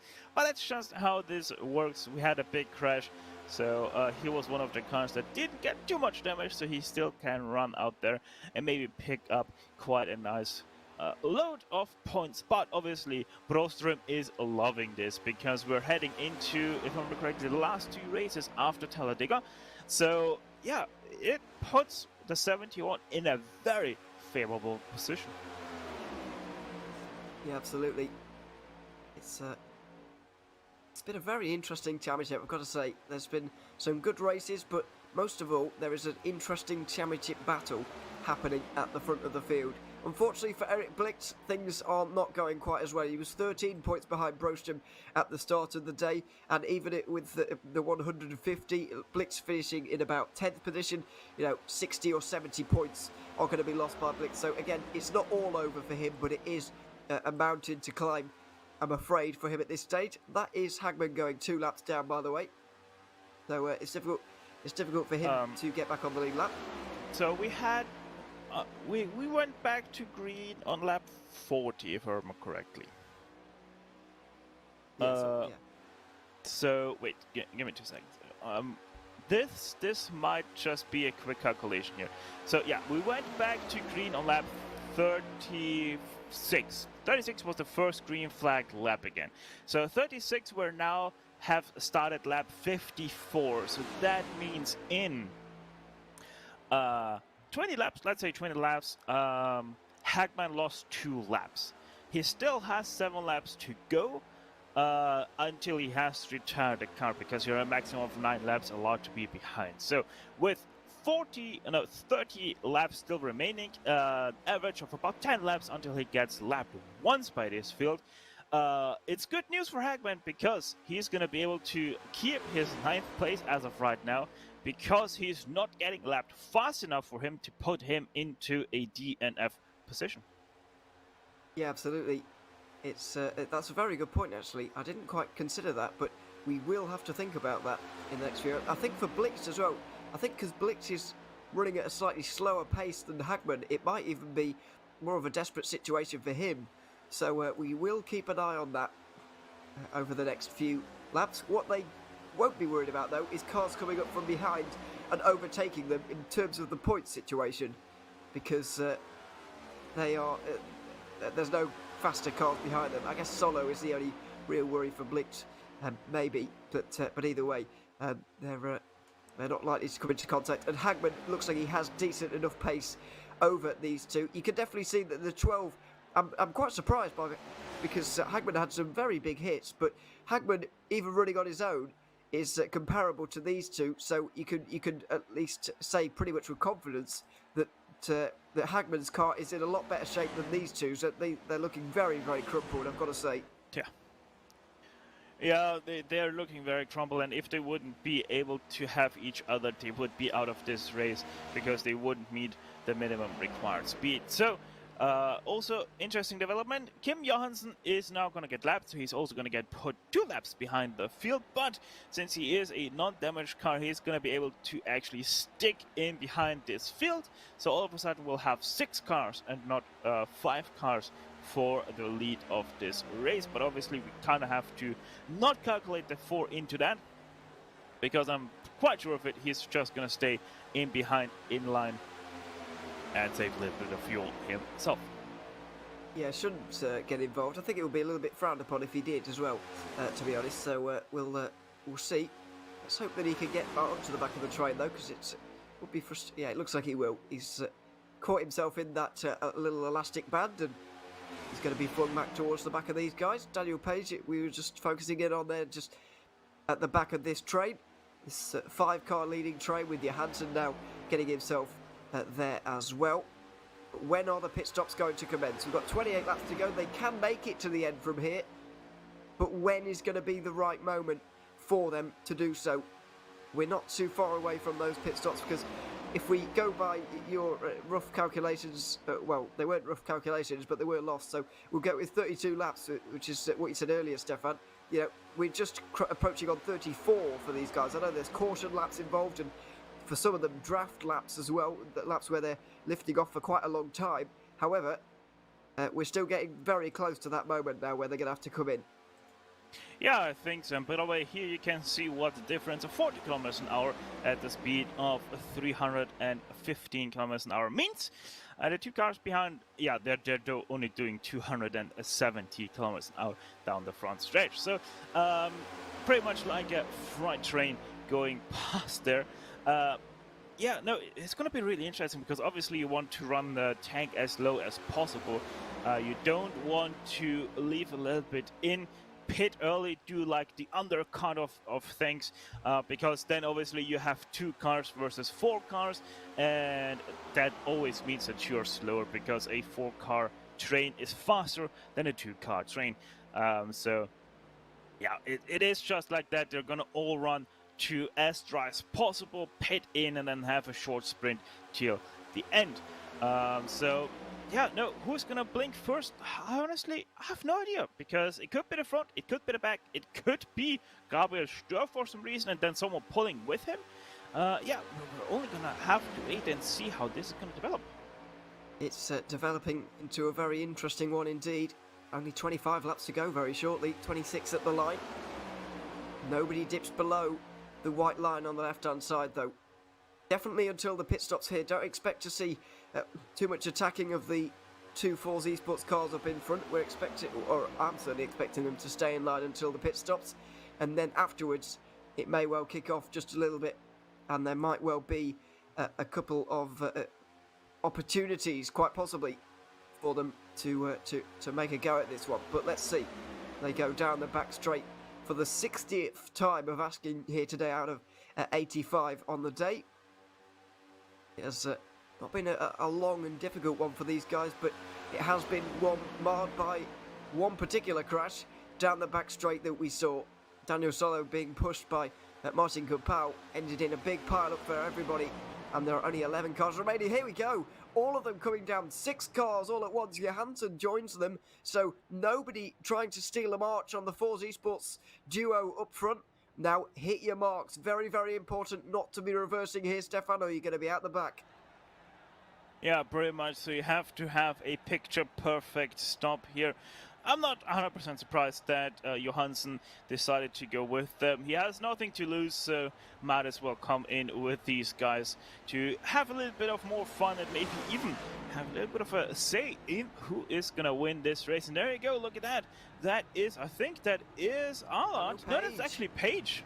Well, Daniel Page has gone out and stolen a march on everybody here. The other four now come out together, side by side between Allard and Storr. We'll see. They better get themselves sorted out quite quickly because otherwise they're going to be in a bit of trouble. But Daniel Page now gets away from the rest. 2.5, 3 seconds is the gap as Fournier takes the lead. He didn't come down with Goodison for some reason, but Page is in the lead, and importantly, he has Johansson up in front here, so he's not exactly on his own. He's not exactly going to be monstered down by these guys, but you would expect, since there's double the cars back here, they might well get to him. Here's Broström, done exactly what you said. He followed Aronson for so long. He was saving fuel throughout that entire time, and now he's had that shorter pit stop. He's out in front of his teammate, and they're going to go and try and chase down this race win. Yeah, exactly. So this is gonna be interesting because look at who is in front of Daniel Page. Yes, it is the number 4 of Kim Johansson, and he, as I said, might have to say in this win, because if he can actually be fast enough to keep the guys of Broström and Allison in behind, and if Daniel Page can work nicely enough together with that 4, Daniel Page might be the winner of this race with just 23.5 laps to go. Absolutely, but there's a long way to go until that is going to be crowned. Fournier continues on his own out front, by the way, trying to... well, he's got his 5 points for leading, I suppose, but either way, he's only joined us last round, so not too much point worrying about that too much. Storr looks like he's going to catch up to the back of Aronson here as well. He's going to have the help of Allard as well. There's the pit stop times, and you can see clear as day why Daniel Page is out front here, because he's had a 5-second shorter pit stop than we saw for the likes of Broström, Aronson, Storr and Allard. And with the 2 cars in behind now catching the Force Esports cars, that pretty much means that Daniel Page is gonna get caught, because also I forgot that Daniel Page 19 actually has a little bit of rear end damage that obviously doesn't allow him to push as well as he might want with that number 4. And so he is basically not even able to get to the back end of that 4 to really give him any push whatsoever. So these guys are down about 4 or 5 kilometers on the straights, and that means that these guys now for 3rd place, Broström, Allison, Storr and Allard, are all going to close in, and we're going to have a nice 5-car fight till the end. We are indeed, but beating Linus Broström, I think, is going to be very difficult. Alexander Aronson is going to be helping him a lot. Obviously, Storr and Allard are going to be trying to get on the outside, but as you said there, Daniel Page is not going to be great at pushing, given the rear end damage that he's got. So, I mean, technically it's 2 against 2 there, really, you could say. Though he might be able to offer up a little bit of assistance. We'll wait and see, because we've not reached that moment yet. We've still got 22 laps to go, 21 at the line. The gap is a second. This gap is coming down, and I think even if Daniel Page wasn't damaged at all and had a completely fantastic race car, the fact that there's double the cars behind is really not helpful. Broström is going to sail past these guys, surely. Looks like they might have to split the difference through the middle, 3 wide through 1 and 2. Broström is going to go to the front. Johansson, by the rules, has to get out of the way here because he's a lap car and has to pull to the outside when the leaders are coming up on him. So he slots in now. That might not quite be within the rules, but he's gone for it anyway. He slots into line just behind Daniel Page. So Broström now retakes the lead. Yeah, I think Johansson forgot a little bit about Allard, because he slotted in between Page and Allard, and then Allard had to a little bit of a brake check there for him, and I think there was also a Swedish sorry between the two. But yeah, either way, these 5 are there to fight it out, and I have to say, big thank you to the Ford, because he did what was right and moved out of the way of everybody, moved out of the way of the 12, obviously, the 19. Obviously, that meant that he is going to lose the lead with the 3 cars just moving past. But this gives us a great spectacle with the 5 cars remaining in this race. Yeah, what can they do about Broström, who leads with 20 to go here at Talladega? These laps are going to be reeled off very, very quickly, and it's going to fly by, to be honest. Not for Broström, who's going to be nervous looking in the rearview mirror more than he'll be looking out the front at the moment, but it's going to be sailing past for those guys trying to get through on him right now. We know that Eracing and Broström are talking to each other right now. They're in communication with each other. And surely Eracing is just going to be helping out Broström in the rest of this race. But what can the likes of Gabriel Storr do at the moment? And at what point, now here we go already. I was about to say, what point are we going to see the first moves made? But Daniel Pay's not waiting around. Wants to look on the outside there, but Gabriel Storr wasn't really having any of it. The bit of a gap is open now. And I think, by the looks, to me, it just looks like they're trying to organise things at the moment and get the right run so that they can really have a go at this sort of race lead. Yeah, it is. It is a little bit confusing right now what these guys are going to try. I mean, they have several options, obviously. Just stay behind and basically do nothing, which is one of the options that you can have. But what is this 19 and 302 gonna do? Because there goes Hagman once again, 1 lap down, so he's now 3 down. But yeah, the 19 and the 302, they're most definitely gonna work together, Page and Allard. Are they also going to incorporate the 16 into their plans if he goes high? Will they follow him? That is the question.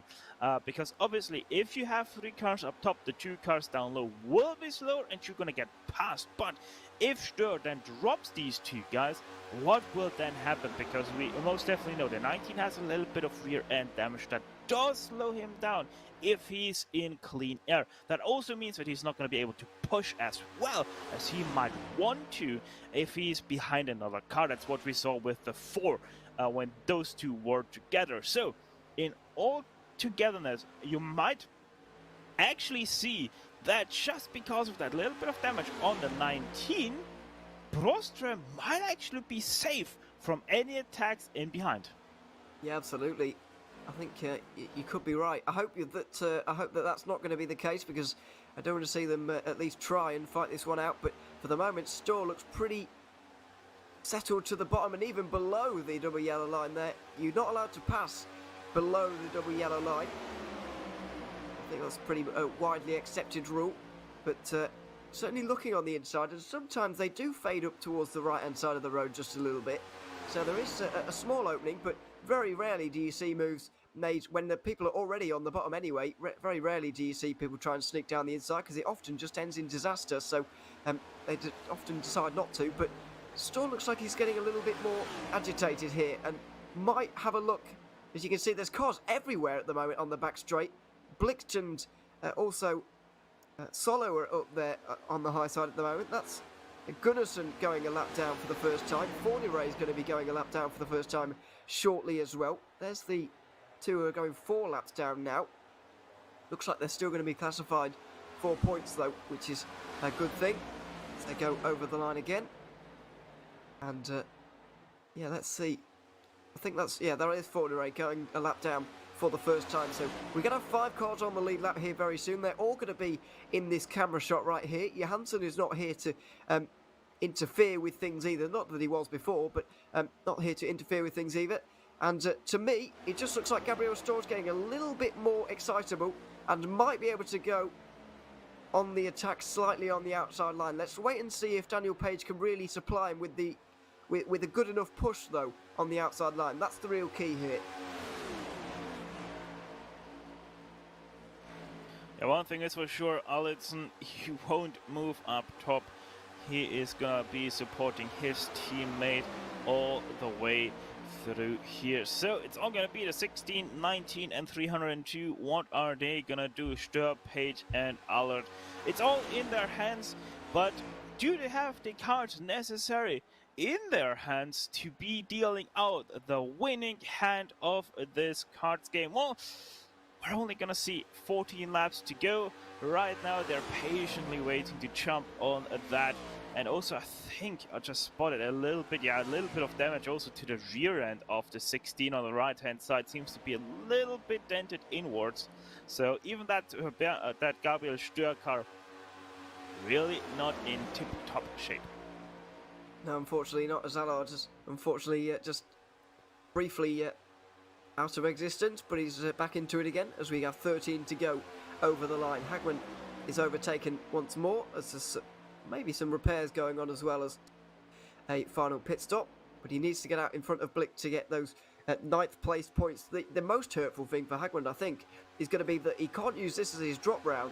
If you remember, we do have a drop round for this championship, and he won't be able to use this one as his drop round. He finished 11th while also leading a lap at the first round in Michigan, and that was 92 points. Here today, 9th place would get him 95, so this would count towards his total, and same for Blix as well, whose worst is 92 at the moment. He would pick up 91 today, so that he might be able to use this, but he's only really saving a point, if you see what I mean, because this is only 1 point worse than his lowest result so far either. So this is going to be very damaging for the championship of both of them, while Broström is going to go out to more than a 60-point championship lead. Yeah, he's loving this right now. Obviously, it's never great to see your teammates be involved in such a big crash, but you have to also think about the championship, the prizes that are up for grabs here, and yeah, Broström most definitely smiling a little bit there under his helmet. Well, Daniel Page getting impatient now with Gabriel Stör, who's not really challenging the front two at the moment. Ricard Allard is also trying to help out, but like we saw earlier, you need a huge push here to get anywhere on the outside line, and they haven't got that. They're not organised enough in the back three positions. Finally, Page has got a good run here. Has he got a good enough push from Allard? He needs to stick closer to Gabriel Stör if he wants to get in front, and they've got to be careful not to completely detach themselves from the front two as well while doing this, but it's a decent run on the outside line for Page now. He's in front, he's got his nose in front of Stör, who's not got a lot of help there at all. Has he got clear though? No, not quite, and Stör works his way back through on the inside line. Page on the very outside, whoops down to the inside once again. And all of a sudden those two have got a big gap up front. They've got a few car lengths, but there's going to be a big head of steam coming here for Gabriel Stör.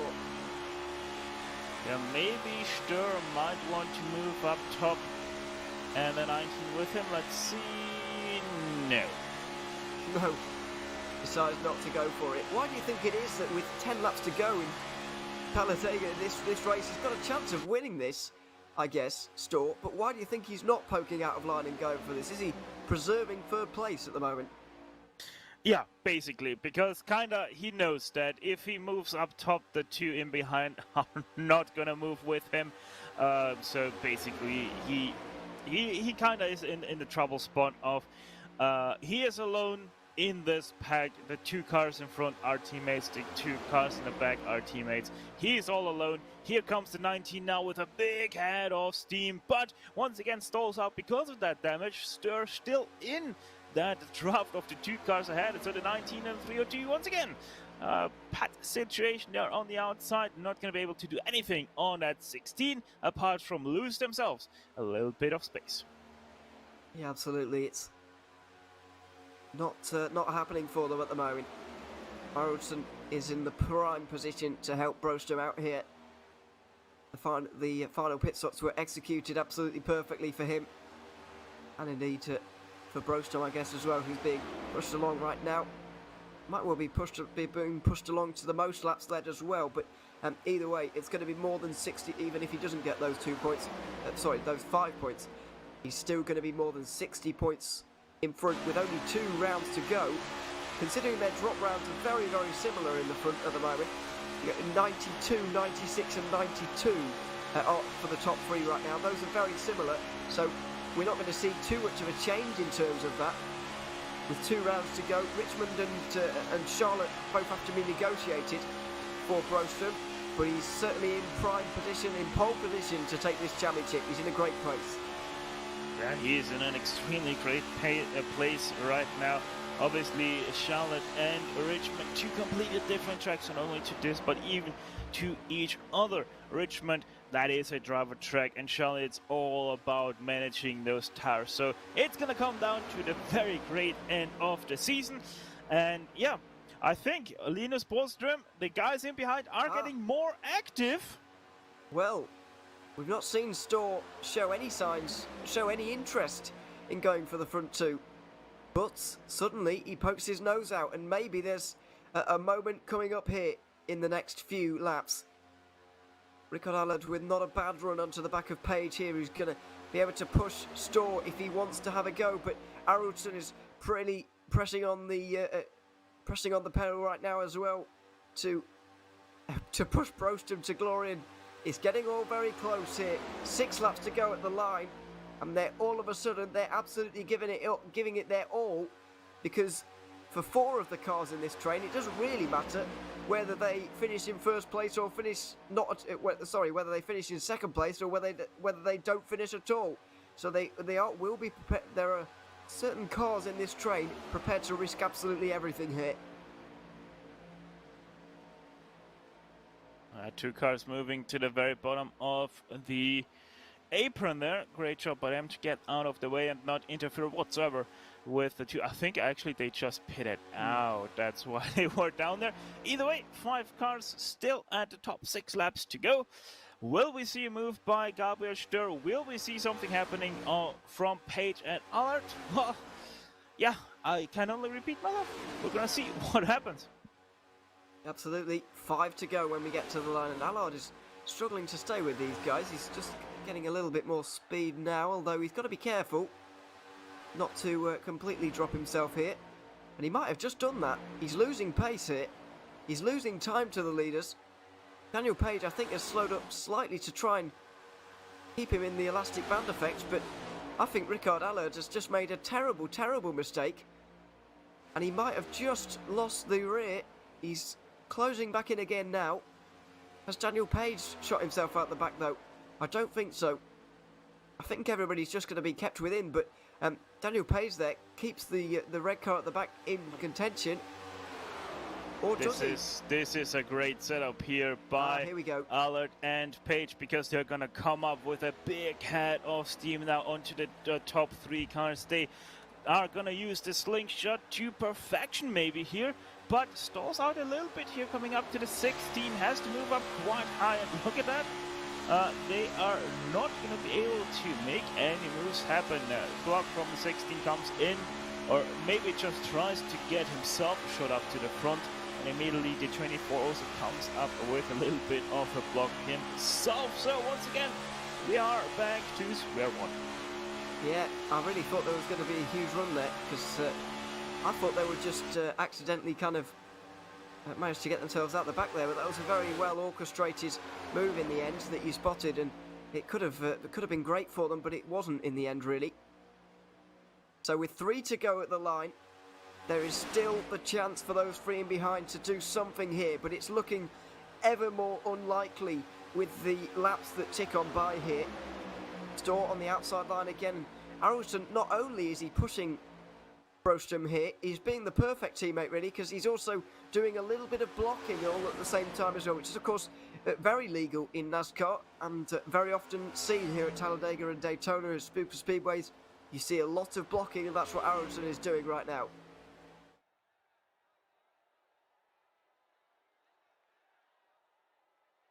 So not having to on the back straight on this occasion, because Storr is right behind. Daniel Page just briefly going on the outside line there to try and get something going, but it's really not happening for him at the moment. Only 2 laps to go when we get to the line. The start-finish line, of course, a little bit further round from the tri-oval that we're into right now. The chances for these guys diminishing with every metre that goes past here. It's looking less and less likely that they're going to be able to get through.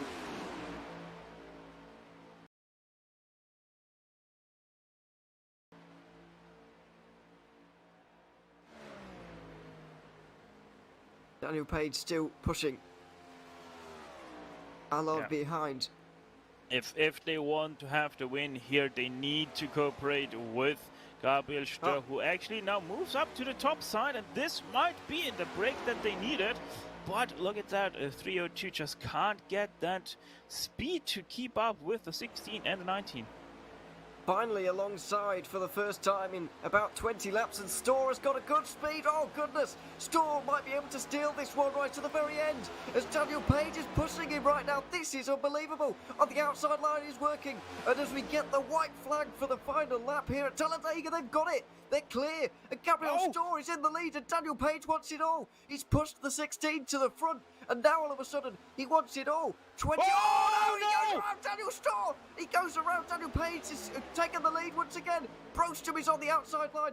This is the difference between 15 points and not. Broström's on the outside line. He's got no help at all. But Page, after pushing Gabriel Storr around, has also lost a bit of momentum. They're side by side running through 3 and 4. It's just between these two. It's a 2-horse race right towards the line.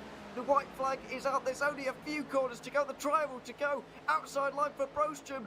Daniel Page is going to try and side draft him. He's going to dive to the bottom to try and take the win. They're going to slam into each other. Daniel Page has just got his nose in front. They're side by side to the line. Oh, Broström. Has he got it?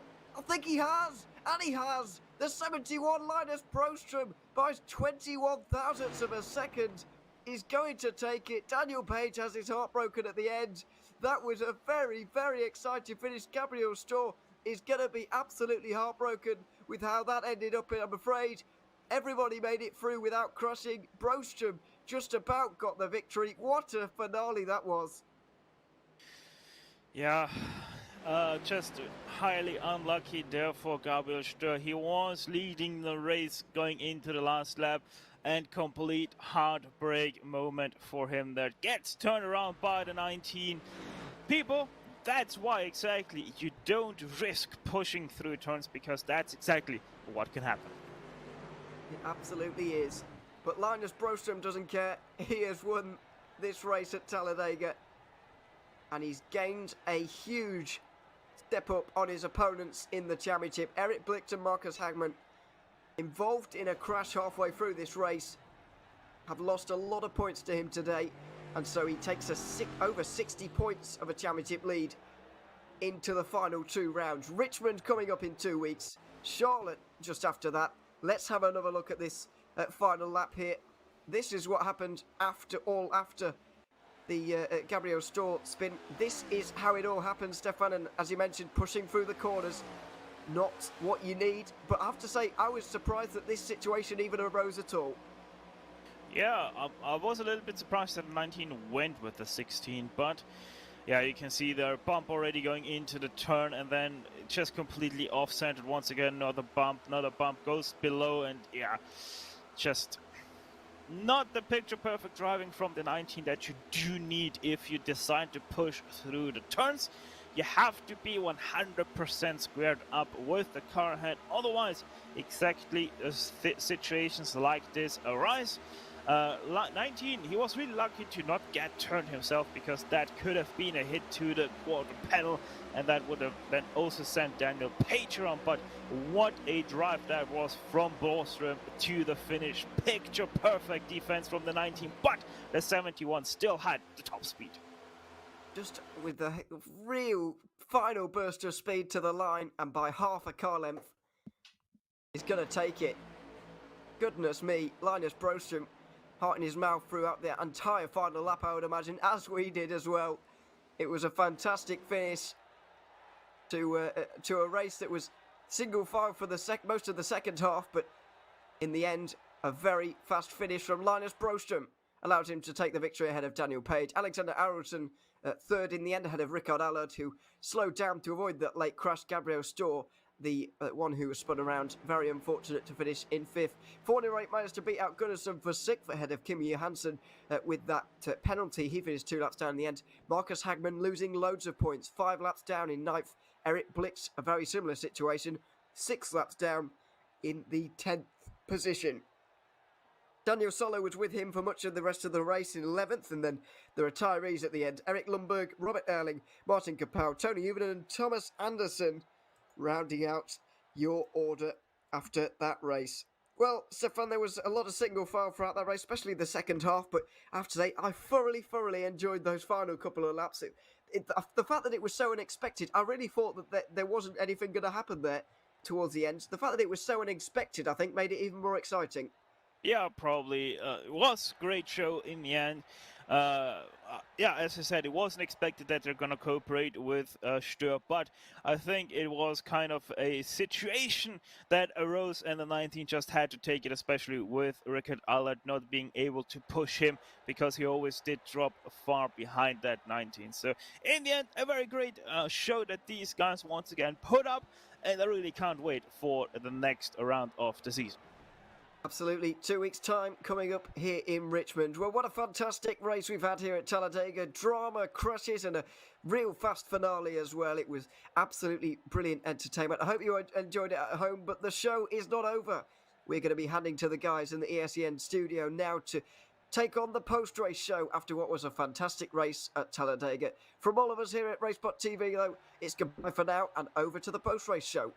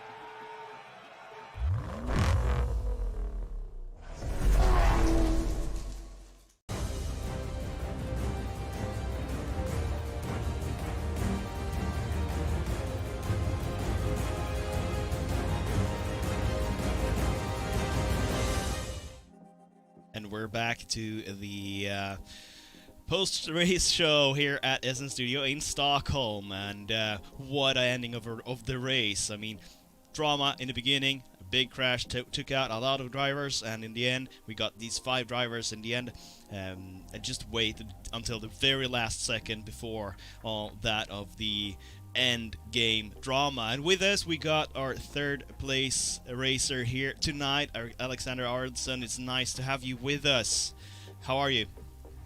Thank you. Yeah, I'm good, and I'm quite happy with decent finish there in the end, and really happy that my teammate Linus managed to get the win there at the end.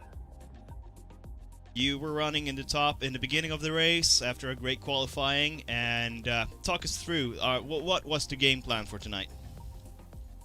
Well, the game plan was to control the race as much as possible, obviously by qualifying up front with most of our team, which we managed to do. And then I thought we controlled the race pretty well up until the first major wreck there, which unfortunately took out almost half of our team with Marcus, Thomas, and Robert there. And after that, it was just just for me and Linus to try to make the best of it from the front there, which we did in the end. How do you change your game plan when something like that happens? I mean, in the first pit stop round, we saw Linus doing some mistakes on the pit road, putting him way back, and you were like alone for the team, fighting for the lead there. How What thoughts went through your mind at that position? Well, there's really not much I can do, or that we could do from my perspective there with this car and the way it races at the moment with this drafting package. I mean, for me, it was just a case of trying to stay up front as long as possible. And if I would have been passed, I would have backed back or gone back to join up with Linus and try to push forward together. But that didn't happen, and yeah, it played out pretty well in the end.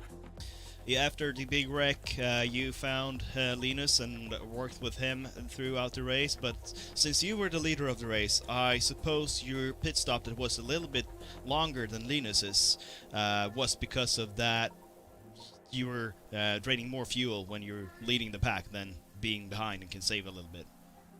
Possibly, yeah, and also I was a bit more conservative entering the pits this time, as the previous stop I almost missed my box, so I thought that I needed to make sure that I hit it this time, which I did, and obviously I lost the lead, but then again I lost it to my teammates, so it wasn't all that bad in the end. Not all that bad in the end. Alright, talk us through the last 2 laps, the incidents all around that, the drag race to the finish. We saw you change lane even though you were 5 or 6 car lengths behind Linus. Was that to help in the last draft against Page? I'm not quite sure which point of the race you're referring to, but The absolute last half of the race, last half lap of the race. And the last lap of coming off turn 2, I think it was coming off turn 2, where they caught us on the outside, while me and Linus stayed on the inside, and side drafted me, pulling me back from Linus, and then obviously once they cleared Linus, then I think it was Daniel and Gabriel Gabriel got turned around, and he got his spun and hit my left rear quarter panel, sending me sideways as well, and I just managed to hang on to it, and then I just tried to follow in Linus' draft to try to give him a push across the line, which obviously I think I may have been able to do there to get him to win. Amazing save doing that sideways run you had there, which obviously saved you and made you, or helped you to finish in this top 3 here tonight. Good job, Alexander. Is there anybody you want to thank before we carry on with the broadcast? Yeah, obviously I want to thank all my teammates, Linus, Thomas, Marcus, Robert, for a good job today, and also my car sponsors, Battle Riff. And obviously I want to say Happy Father's Day to my father as well today. Of course, it's Father's Day today, and congratulations on your 3rd place tonight. Cheers. Alexander Arielsen saves the car after some late race drama here tonight. We will, in a couple of seconds, talk a little bit with Page, our 2nd place. What a drag race they had. Brostrom and Page to the finish line. Everything looked good for Page after that battle he had with Stö for a lot of laps, actually. And I think we will dig into that a little bit, because we saw the last 15 laps, the duel between them two. He was really trying to get past him, and but in the end, when Stö decided to go outside, we'll see if we got Mr. Page with us. Are you with me? Yes. Yeah, I'm here. Congratulations on the 2nd place tonight, or my condolences to the loss of your win tonight. I tried, but yeah, it was Linus just got the side draft right at the end, so you just nabbed it. 21 thousandths of a second. That's the closest finish we had here in the European E-Racing League so far at least. And with this car, finishes like this I think will be quite rare though. But talk us through the fight you have with Gabriel Stö. I think it was you tried to pass him for like 15 laps in the end, try to get some help from Rickard behind you, and Rickard was a little bit over the place, so you didn't really got any like draft help from him. How was so obviously like me and Rickard are sort of in the same team, and he got me in. This is my first race tonight, so but as I said, my mic decided to turn off, so I couldn't communicate with him very well. So I was just with Gabriel. I was just sort of teasing him, really. That was all. I was just seeing what could happen. But these cars are, especially if there's 3 of them in a line and there's only 2 behind, you're never going to get past. But he did move up on the last or second to last lap, I can't remember, and then there was a bit of an accident, which I have apologized. There was no intent there. Well, in the end of the race, you need to do what you need to do, and I mean, in Gabriel's situation, you want all the push you can get to pass through to eventually, hopefully get a win. Also, but nice racing, and that drag race with Broström for half a lap. Talk us through that. How did you think? How did you plan out to not give him the side draft, and what was your strategy there?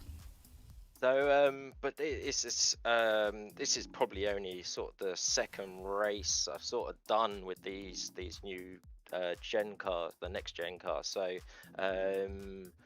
I've noticed that the side drafts is very strong. But I probably could have done more towards the end. I tried to pin him up against the wall, but it didn't really work too well. Well, almost got him. So. Close call, and you were in the lead there for a short time and period.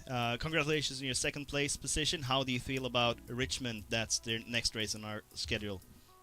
I would love to carry on, but at the minute this was only just a one-off because of my work schedule. I'm hoping to obviously maybe next season, if things change slightly, I could do a full season. But yeah, no, it was I thoroughly enjoyed it, so hoping to come back. Is there anyone you want to thank before we carry on with the broadcast? Just Ricard, really, just to for getting me involved in this race. So yeah, thank you, Ricard. Thank you too, and congratulations on your second place tonight. Thank you. A drag race to the finish line in the end for Linus Broström was what got him the finish in the end, but as his teammate Alexander was talking about a little bit earlier, they tried to qualify well, they tried to control as much of the race as they could, which they did in the beginning, but also he did some mistakes on the pit road. We are going to ask him a little bit more about that, how his mind went through it and how he planned to overcome it. A big wreck in the beginning, about lap 25, probably saved a lot of hard work for him. Here he is, Linus Broström, our winner at Talladega. Hi Linus, how are you? Hey, yeah, I'm great. That was a bit of a snoozer all the way through, but that finish made up for it. That was even if I'd have been second there, I don't think I would have been too bothered, because that racing towards the line there was just amazing, and I'm just happy I came out first and was able to work the side draft as good as I did. We talked a little bit with your teammate Alexander Arlsson. He sends his congratulations to you for this victory, and he told us that you were planning to control the race as much as possible by starting off with qualifying well, but what did you do in the first pit stop? What happened there? I told all the guys coming into the boxes, remember to brake early, don't slide your tires, and I braked late and slid my tires. Ended up too far forwards and too far left, and you know, it is what it is. The brakes didn't really work like I expected them to. For some reason they locked up and I ended up at the back. That changed the outlook of the race a little bit, but I think I would have been somewhere around where Marcus was when that crash happened, so in a way it kind of helped me. It put some people in other positions, so obviously it created that whole situation, but I think in the end, looking at the end result, I think that was pretty much the best thing I could have done, because I would have had to take a longer pit stop than the others anyway, because I'd have used more fuel being in the lead, so I would not have come out in the lead anyway. So I would have been third, fourth somewhere and been right in the middle of that crash, so I think my strategy to run long in the pit stall and end up at the back is what saved me and eventually got me the win here tonight. You can call it strategy if you want to. Feeling a little bit of the getting some knowledge about the concrete on your pit stall for later pit stops. Maybe, I don't know. Tell me, how did you pass for the win tonight? I mean, the last half of the last half lap of this race was a complete drag race between you and Paige. Talk us through that. Well, I'm just gonna try and look it back here. We come into the white flag, and for some reason they get a massive run on the outside, and I thought they were 3, but Rickard wasn't with them, so I'm not really sure how they got that massive run, but they were just pushing. And then when they crashed off turn 2, I was lucky enough to get around Gabriel, and Alex somehow managed to get through as well, saving that slide. And then it was just trying to side draft, and as soon as I got to side draft, move out to not give him the side draft, and then obviously he'd come up and side draft me back, and then I'd go down and side draft him. But I saw on the replay I was a lot closer to him when I did my side drafting than he was. And then on that last side draft he got closer to me until he was right next to me. So when he was ahead of me and I started side drafting, he was still right on my door, so I could just follow him down the track, as well as having Kim Johansson, I think it was the lapped car, about a second ahead, which helped me somewhat as well. But because of how late he moved down after he did that last side draft on me, I was able to stay on his door the whole way until I started moving past him. And as soon as we were side by side, I just tried to move away from him, but then he did the same and followed me, but that was too late. So had a bit of a door bang there right as I passed him towards the end, but it was very clean racing there. I'm not really sure what happened between him and Gabriel, but the racing towards the line there was amazing. And I think if he'd have moved down a little bit earlier from that last side draft he did on me, he probably would have had it. But I was able to stay on his door the whole way and somehow stop his car from moving forward pretty much, and just managed to get him right before the end. So yeah, I wasn't expecting to win when they came around us there in the white flag, but I'm happy with the way it turned out, and thankfully Alex was able to come home P3 as well. Well, a drafting lesson by you and Paige here tonight for everybody who looked at this broadcast. Is there anybody you want to thank before we carry on, Linus? First of all, Kappa Bar and Battle Rift, the team sponsors for this series, and then all the teammates. Alex for doing a great job the whole race with the teamwork there and pushing all the way to the end. Marcus and Robert was with us there early on as well. Unfortunately, they got caught up in that wreck on the back straight, and I haven't even seen what happened there. I guess it was just bum drafting gone wrong, which happens here. So no one's fault really, but you know, it happens. Unfortunately, more than half the field I think got taken out in that. But I hope we gave a good show towards the end as well. And then Thomas as well, who showed up, unfortunately dropped back early, and then something happened. I'm not going to comment on that because I haven't seen it at all, so I'll watch that back. And then obviously the whole team for the support and everybody working with us for the Swedish League as well, and you guys for putting on the show, RaceSpot for doing a great broadcast and well. And then last, I want to send a shout out to my dad and wish him a happy Father's Day as well. So thanks to everybody. Happy Father's Day to Björn. Thank you, Linus. Congratulations to the win here at Talladega and taking over the championship lead here in the European Eracing League. Thank you.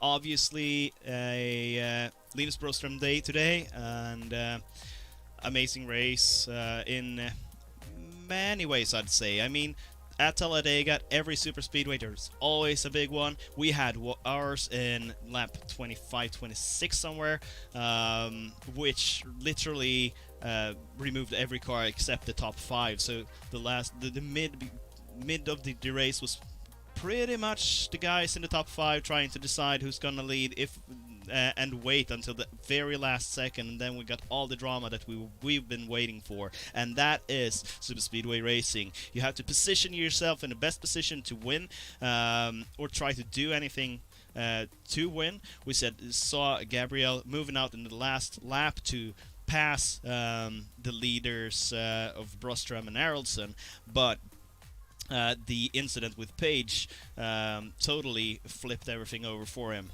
I think he came out as 5th anyways, because they've lapped the whole field. So it was like high risk, or like low risk but high reward situation for him, as well as for Paige. And at the end there, leading in the last lap at the Superspeedway might not be where you want to be. But this time, Brostrom lost the lead at the last lap, but managed to take it back. So if Gabriel had made his move half a lap later, everything might have ended up completely different. Anyhow, next race will be at Richmond, and we'll be back in this channel in exactly 2 weeks.